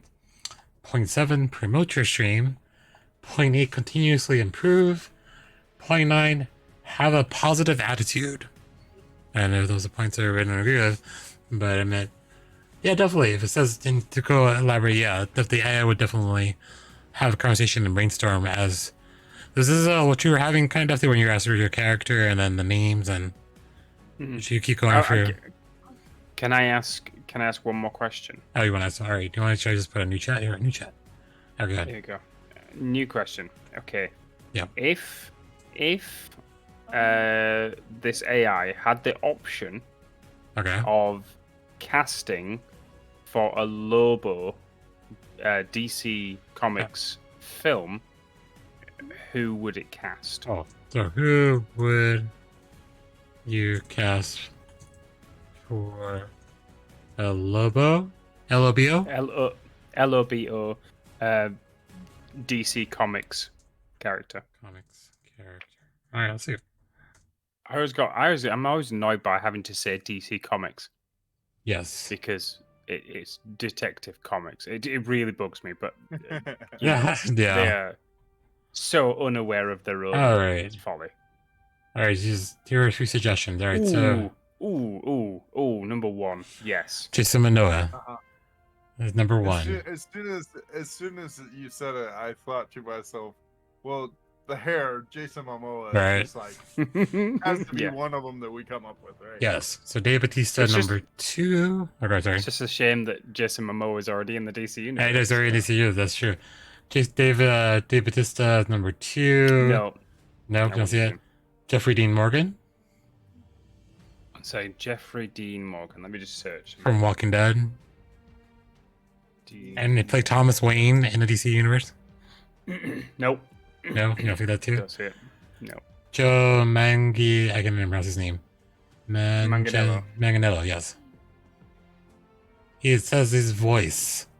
Deep voice would be a compelling choice for Lobo. I don't know if you heard it. I heard you. Oh, those last ones are interesting. Terry Crews. Maybe. Terry No, Crews. 100% no, not at all. No. Not at all. Bad evil. Bad no. evil. No. This is very interesting. I feel like they make it so that also that they're doing API integration. So like even from a chat standpoint, if you ask a question, it will go to the ChatGPT and then bring back possibly that response. I haven't figured out how it works yet because I know Lumia type in? added it. Could you type in? Can you type in? Can you give me 5 more options? Okay, let's see. Sorry, I didn't mean to interrupt you there. Oh no, I'm saying. All right, let's see. Oh yeah, This here is you go. something I like about it because they're like, yeah, no, we'll give you more if you need it. That's All fine. right, one, Dwayne Johnson. Is that, No, 100% no. is that okay? Tom Hardy. Already in a DC. Shame. Yeah. Ron Perlman. Already in Easy. with Oh yeah, with Hellboy. Hellboy, yeah. Yeah. John John Cena. Cena already in one, unfortunately. And Gerald Butler. Is a terrible actor. Trevor actor. All right. Okay, so then the next thing that you ask it is, can you give me 5 more and include no actors that have been in a Right. DC movie previously? Or comic book movie, because they might Yeah, try or and pull comic from. book, yeah. And, all right, let's see.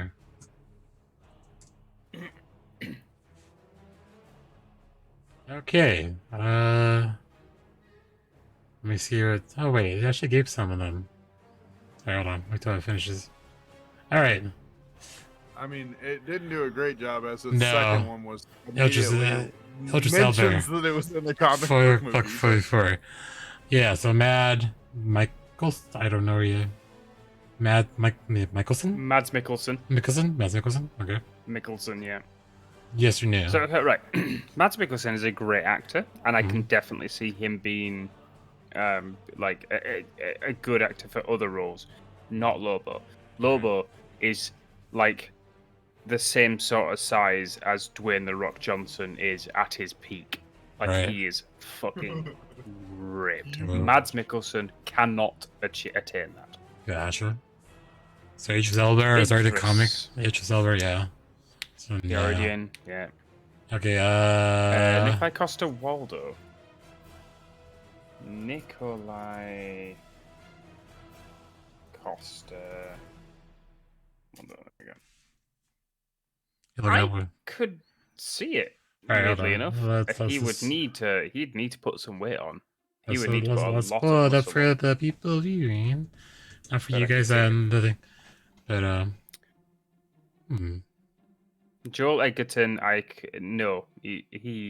Joel Edgerton could do Wolverine, but not okay. Lobo. Joe Everton, no. Okay. And then Tom Hopper. Tom Is it- Hopper. Tom Hopper's from Umbrella, right? No. Umbrella Academy, yeah. Yeah. Oh, there you go. All right, just interesting. Interesting to keep going on and just have brainstorming. It did feel kind of on that, but comic book part. But yeah, it is very interesting.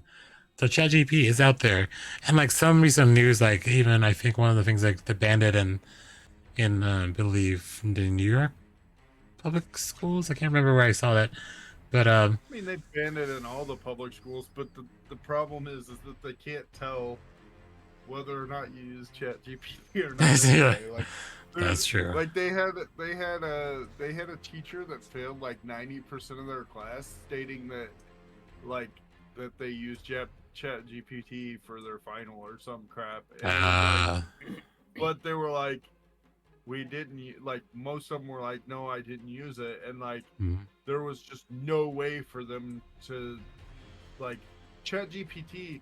The way that he determined that they did was he literally asked ChatGPT, "Did you write this?" And then ChatGPT was just like, "Yeah." Oh, really? What a day. Well, there. All right. That was proofing. His way of proofing it. It's like there's so much work right now going into how to determine whether or not an AI is the origin of like papers and things like that. It's a huge problem for schools. Like, especially one of my favorite stories actually involving ChatGPT is there was a teacher who like came out and just told the other teachers at the school that they were teaching at, like that teacher taught history and was like, look, ChatGPT is a huge tool for my kids. Like, they can learn so much about history just asking ChatGPT to tell them about it. And so he told the other teachers, look, I'm going to teach the kids how to use this. But you need to be aware that they're going to know how to use this now. And it's only a matter of time before they determine, oh, I can just have this thing write my book reports, write my papers, write everything for me. And it's going to cause a big problem for you. But it's out there. They're going to find it anyway. Right. So I may as well teach them to use it for something that they can learn with. That's true. And so, like, to me, I think that it's an incredible tool, but boy, I'm glad my kids don't know about it. 'Cause, oh boy, that would be rough. Yeah. Can I just make a suggestion back towards the Lobo person who I would cast? Okay, who you guys? Okay. Search for a guy called Zach McGowan. Okay, hold on a second. Let me bring my thing back up. And bring that. Sweet. He'd need to put muscle on. I mean, he's muscly, but he would need to put bulk on. Okay, yeah. Oh yeah, I can see that. Yeah, I can see it. Yep. Like, he would definitely have to like. I mean, he's ripped right now, but like he would have to like put like bulk. Yeah. He would be an astonishing Lobo. Like he's got the hair for it. He's got this kind of. I mean, with his smile, you can see he's got this kind of like cheeky bastard smile, and that's kind of what you need for someone like Lobo, who's an amazing character. But yeah, 100%. Like that'd be 100% really good, in my opinion. No, I see it. Exactly. And with that, moving on to the next talk. I got my PC and it still is like, definitely your great conversation and everything is just like, it's great. But like, I always want to try to gun these down so make it more efficient so that it's more, like digestible for people. So we'll try to get through the next couple talks. So, Dufty, this comes to you now. What is your Ask Me Anything question? Okay, I'm going to aim this to both of you. And the general question is, we have had so many games recently that have had the kind of, the polish put on them. Let's say, for example, like Alan Wake 2 was, the trailer was dropped just a couple of days ago. And that trailer looks like astonishing. It looks absolutely amazing. But not only that, you look at like Resident Evil 4 that's just come out. It's a remake, isn't it? But it looks astounding. It's beautiful. The graphics and everything are fantastic. If you two were to choose, right, a game either as a remake or a sequel to another game that you've played that has this polish and beauty element put on top of it, to really kind of and quality as well, because I mean the Resident Evil games have got a lot of good quality to them as well, and this I think Alan Wake's going to be absolutely phenomenal. And the not to say any, basically, what would you pick if like beauty, quality, and the fact it's revisiting something either as a remake or a sequel? What would you pick? Do you want to go first? You can go first. If you have one. I'll let you go first. Wait, what? I do said, you? I'll let you go first. Oh, you let me go first. Okay. I just want think. to see if your answer is similar to mine. Oh, similar to yours. Okay. I would say I think I would love to see improvement as I'm trying to figure out if they have done anything recently. Is to Double Dragon, which is a very classic NES game back in the day. Oh, that's nice. Yeah, so like they can polish it and kind of like give it more of like a modern feel, because like it's a very 2D kind of like scrolling back and forth. If they could actually improve it and bring some more polished look to it now, because like it was very epic back in the day. So that's my answer. I don't have to expand on any more than that. So my answer would be Final Fantasy VII, except for they did just do remake of that. So I would go with my other favorite PlayStation 1 title, and that the fact that you mentioned, I think Alan Wake actually did that show at the PlayStation Showcase. Yes. I haven't watched the PlayStation Showcase. I wanted to last night, never got around to it. But I did see some of what happened.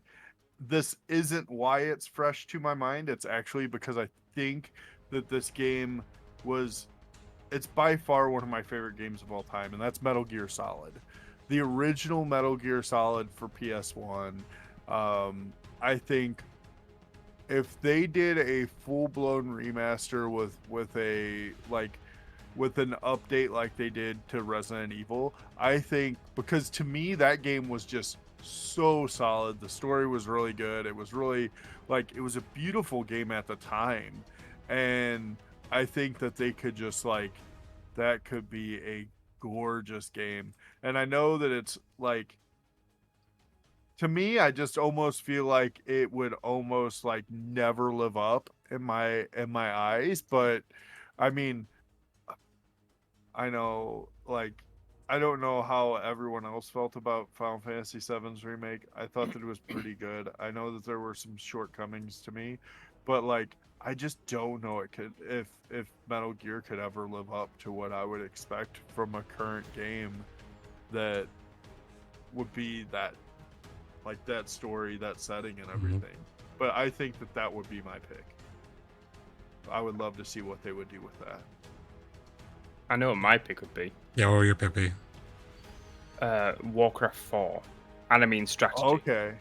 I don't mean World of Warcraft. I mean Warcraft 4. Yes. So that is one of the things that I was hoping with the whole Microsoft acquisition was that there are so many there are so many RTS titles out there, right? And it's IPs out there, and I would just really love to see some more exploration into the RTS genre. That was one of my favorite genres growing up, and I just feel like it's not explored enough anymore.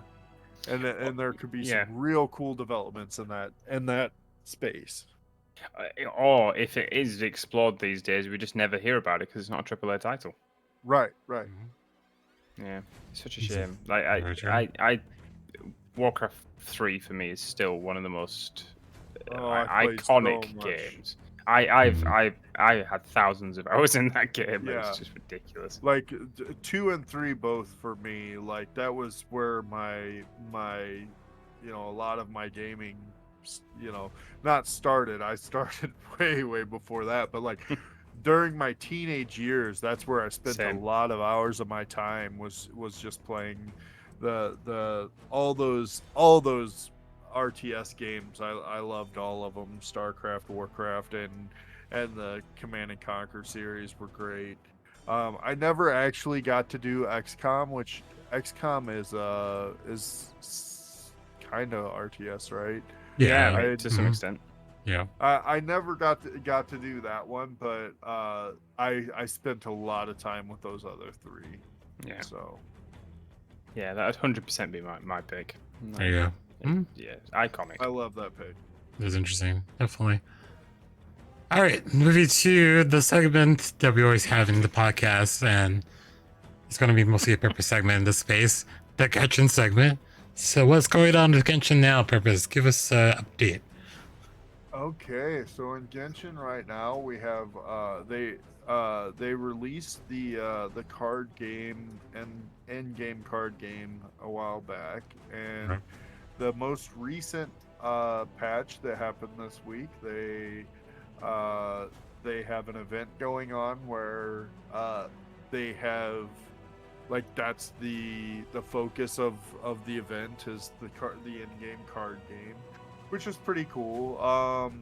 They released a new area to Sumeru, which in my opinion is very beautiful, but not very large. It's kind of a small area to explore, so there's still a lot to do in that small area, but it wasn't quite as vast as whenever we got the initial Sumeru area or the expansion. Now the third or the second expansion is a little smaller, but that's to be expected. They're nearing the end of this this area cycle, so like basically whenever normally like Genshin 1.0 came out, that was the Mondstadt area. Whenever 2.0 came out, that was your Leeway area.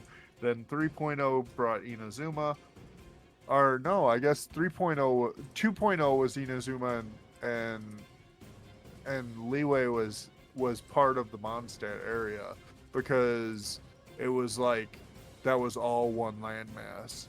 So yeah, 2.0 was Inazuma, and then 3.0 was Sumeru. So 4.0 is coming soon, and 4.0, like, we got 3.8 and then maybe 3.9, but 4.0 is in either the next update or the update after that, and they'll be introducing a new completely new continent thing. So that'll be pretty fun when that comes.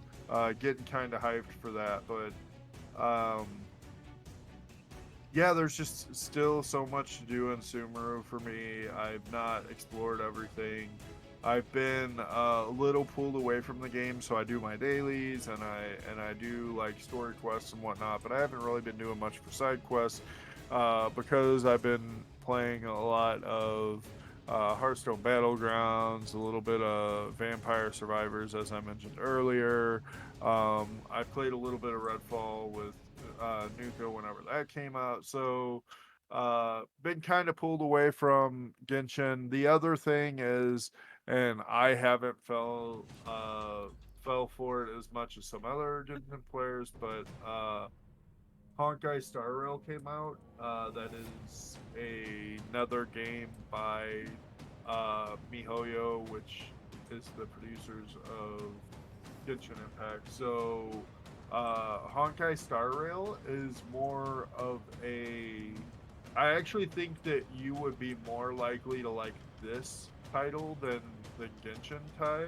Okay. It is the same model, but the combat is different. So the combat is more of a Final Fantasy style combat, where it has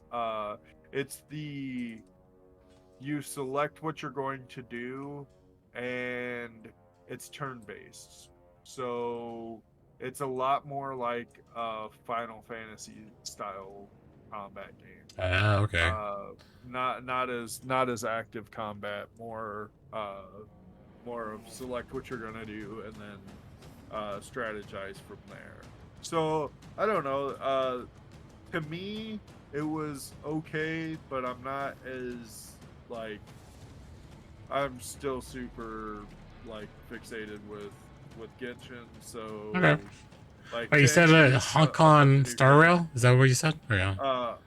Honkai Star Rail. Okay, gotcha. Yeah, it's Yeah, actually released already. Looks like it could be yeah, it's released. Yeah, released. Yeah, yeah. I played a little bit of it. I got a little ways. I haven't, like I said, I haven't really dug into that one yet. I've Okay, still just been doing a lot with Genshin, but gotcha. my daughter's been playing it some, and she really likes it. She thinks the characters are really cool, Okay, and she likes the battle style. So there you go. it's worth a look if you're into that type I'll take a. of. I will take a look. And now, Duffy, this is a Genshin time because we always talk about Genshin. Have you ever had experience with Genshin Impact at all, Duffy, at all, or? I installed it because obviously it's free to play. I installed it a while back, but I didn't really progress more than a couple of hours into the game. Not because I didn't like it or anything. It's strange. I came from such a background of playing a lot of World of Warcraft and stuff, and that kind of sets a precedent for me. And also, I don't really cater towards like the Japanese side of the style of making video games. So like the Final Fantasy game and stuff like that just don't seem to appeal to it as much. I think I prefer the Western style of fantasy as such. Which is weird because like I liked Final Fantasy 7 and 5 and 9 and 8 and stuff like that, you know. But yeah, it's weird. I don't know. It's weird. I didn't mind it. Genshin really felt a lot like a different take on like a Zelda Breath of the Wild to me. I was gonna say that. I was going to say that. Uh-huh. And so I mean obviously there's different characters. The combat feels very different than Breath of the Wild, obviously. But yeah, it's not everybody's cup of tea. I always encourage people to try it out just because, as you mentioned, it is free to play and it is very like it's very friendly for free to play players. So like it's like there's definitely money grabs in it. Like they're going to try and sell you characters. There's no getting around that. But like you could play the game and never spend a dime and have an account that can achieve all content. Like that is not like that's not hard to do. I think there's actually a streamer who like didn't do like they played through the game and they didn't pull any like didn't do any character pulls until like they absolutely had to, and it was just because like you had to have like different elements to get through an area. But like to say that like I don't even know. I think that they just used what's given to you at the beginning of the game. Like because there's so many characters that like it just gives you. Like it's just like here you have this guy now and he's an ice guy, and you have this character and she's an electro character. And so like they just give you one of each character, and then you like all those characters are good enough that you could never like all you would have to do is invest in them and like invest your time in them and you could literally complete everything. But like then they give you so much currency like from doing your daily quests, from doing like just side quests and missions and stuff. Like by completing all of it you get so much currency that like you're going to have multiple like really good characters if you spend no money, and it's perfectly possible. I think that they like their free to play model is almost as good as, in my opinion, Path of Exiles. Like Path of Exiles free to play model is like, in my opinion, bar none. Like the closest thing that you have to pay for in that is stash tabs, and like that's just if you want the quality of life of the stash tabs. Like I think that they did a really good job on their model. And again, as I said, Honkai Star Rail uses, actually it's more free to play friendly than Genshin is, because they have like Genshin has a pity system where like every 90 every 90 wishes you have, if you have not hit a 5-star pool, which is the highest, you know, value pool that you can get. If you haven't, then you're going to be guaranteed to get a 5-star character.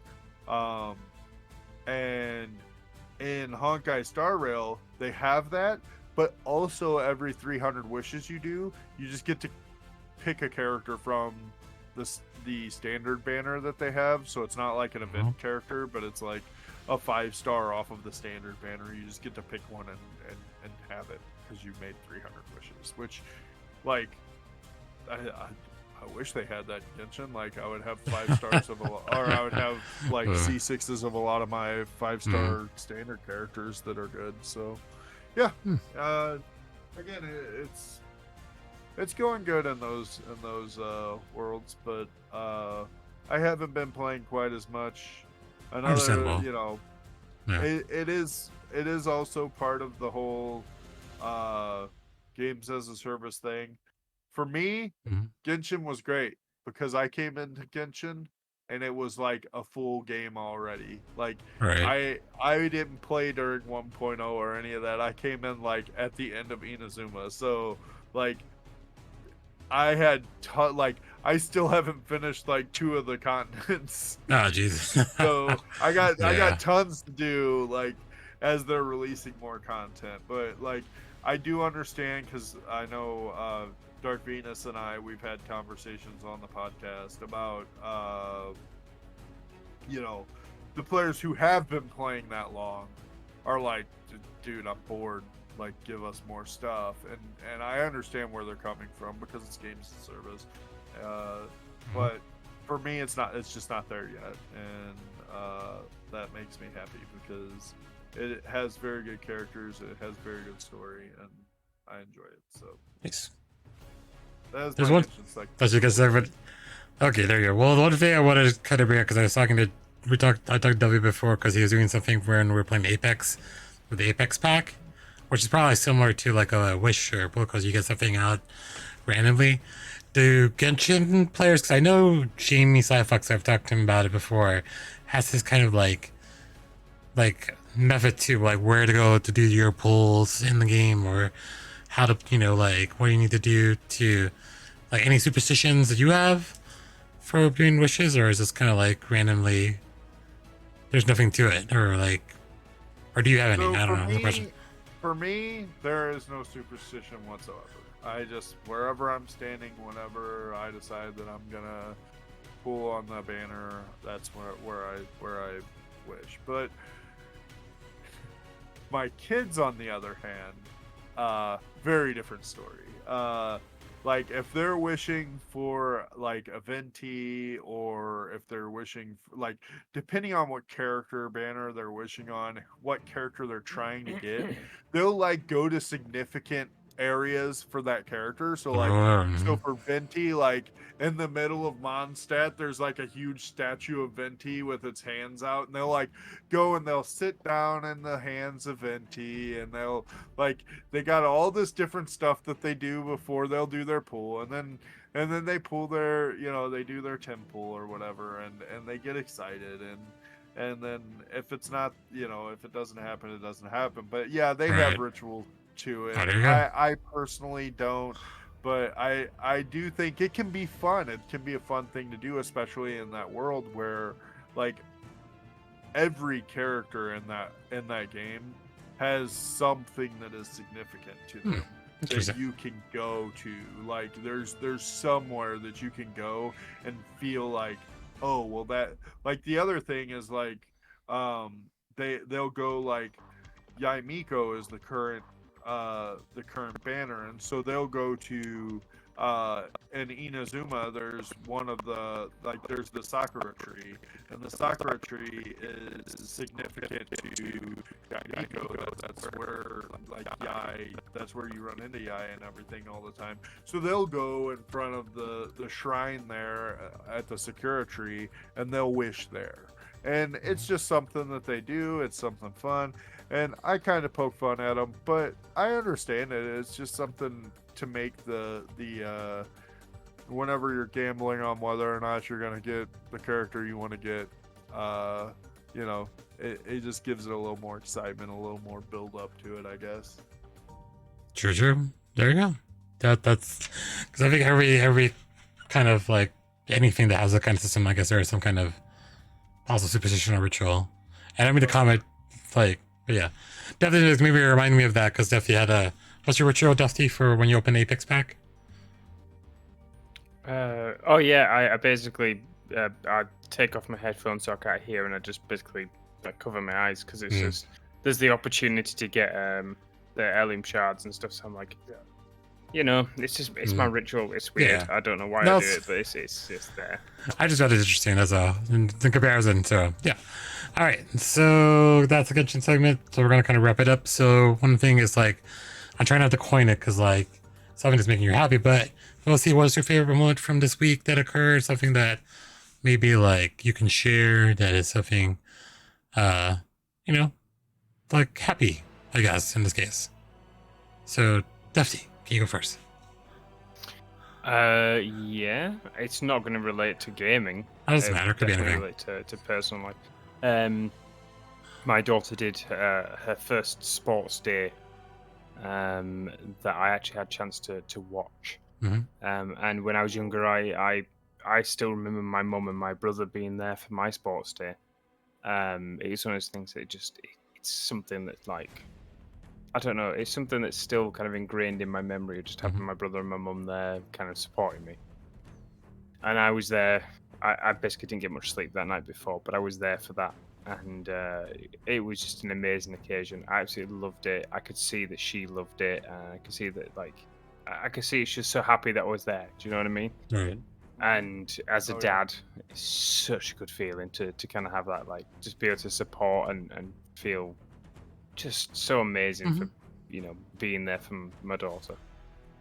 And that happened this week. Nice. Very good. Purpose. Yeah, purpose. I know a lot in your update, things going on, but is anything interesting, happy that occurred this week? I mean, so I love my girls, and you know, this is not to say anything ill. Like, it's not like celebrating in a you know, yay way, but it's also it is. But I don't have kids this weekend. They're visiting with their grandpas, so Nuka and I get a weekend to ourselves, and that's what makes me Just a hobby. Nice. I mean, like Yeah. I said, you know, I know. As Defty was saying, you know, getting to go to, you know, sports games, sports days, and stuff like that with your kids is so awesome, and getting to see their enjoyment is just such a blessing. And so, like, this last week, my kids went to a vacation Bible school with some of their friends, and whenever they would get home, just seeing the way they were excited, also, like, they were excited. They came talk to me. I made all these friends. We talked. You know, I have this in common with this person, and you know, they like My Hero Academia too, and they like, you know, they're this kid plays Genshin, and this kid likes what I like, and it was really cool that that they got to meet a bunch of other kids that shared a lot of the same interests, and seeing that also was pretty big. But my moment has to be that now that they've got to have their fun, I get a weekend. There you go. Which I mean, as a parent, you don't get those often. So getting a weekend with my wife is exciting. So yeah. Well, so we're gonna do work on the bathroom together. Nice. So I guess interesting enough. Oh yeah, and we're gonna go see The Machine. The Machine? What does it mean, The Machine? The Machine. It's a. Have you ever heard of the comedian Bert Kreischer? He does a skit.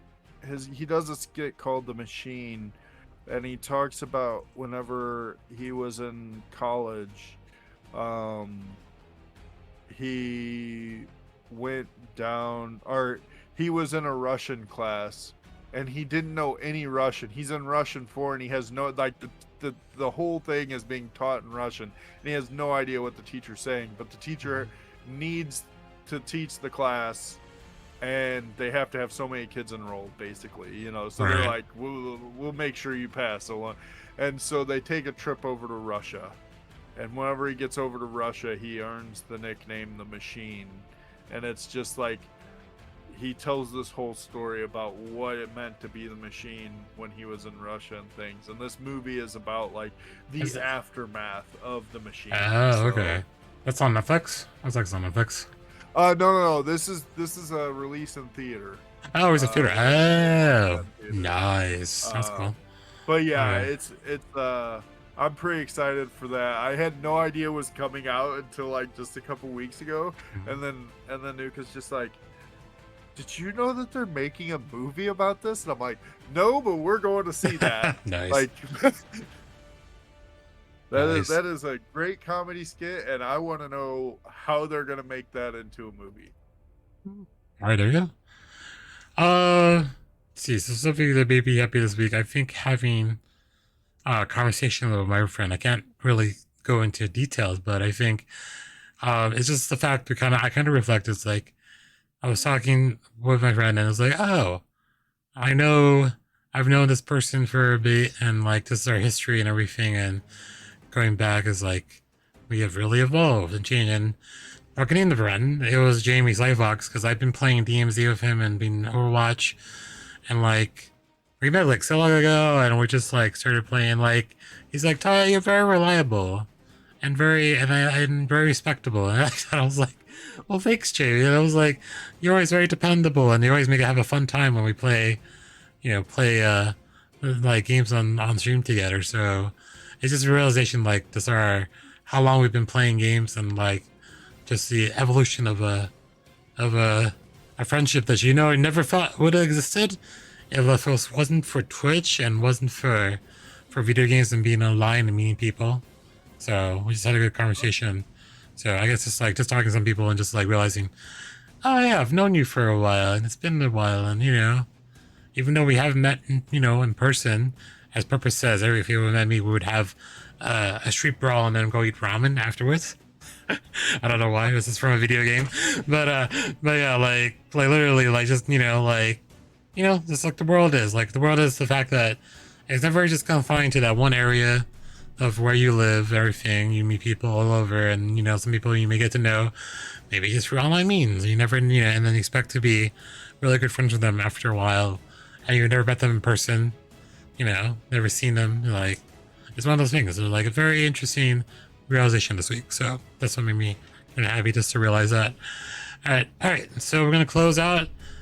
So Duff D, thank you for being a guest this week, or this month. I say this month. So where can people find you? And I know that the little tag thing has been kind of spinning in there, but do it verbally for the listeners out there. Yeah. The main place to find me is Deftwerks with an E in works on Twitch, which it has been popping up randomly somewhere in the video. Yeah, that's my main place to find me. I do have a YouTube that I upload every once in a while. It's been a little while, just trying to get up to date with that kind of content.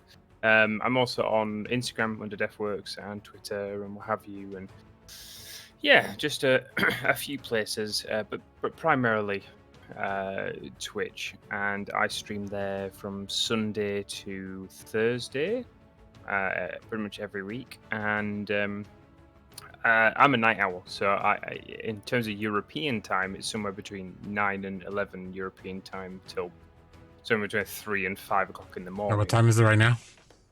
Right now, we are looking at 20 past 5 in the morning. There you go.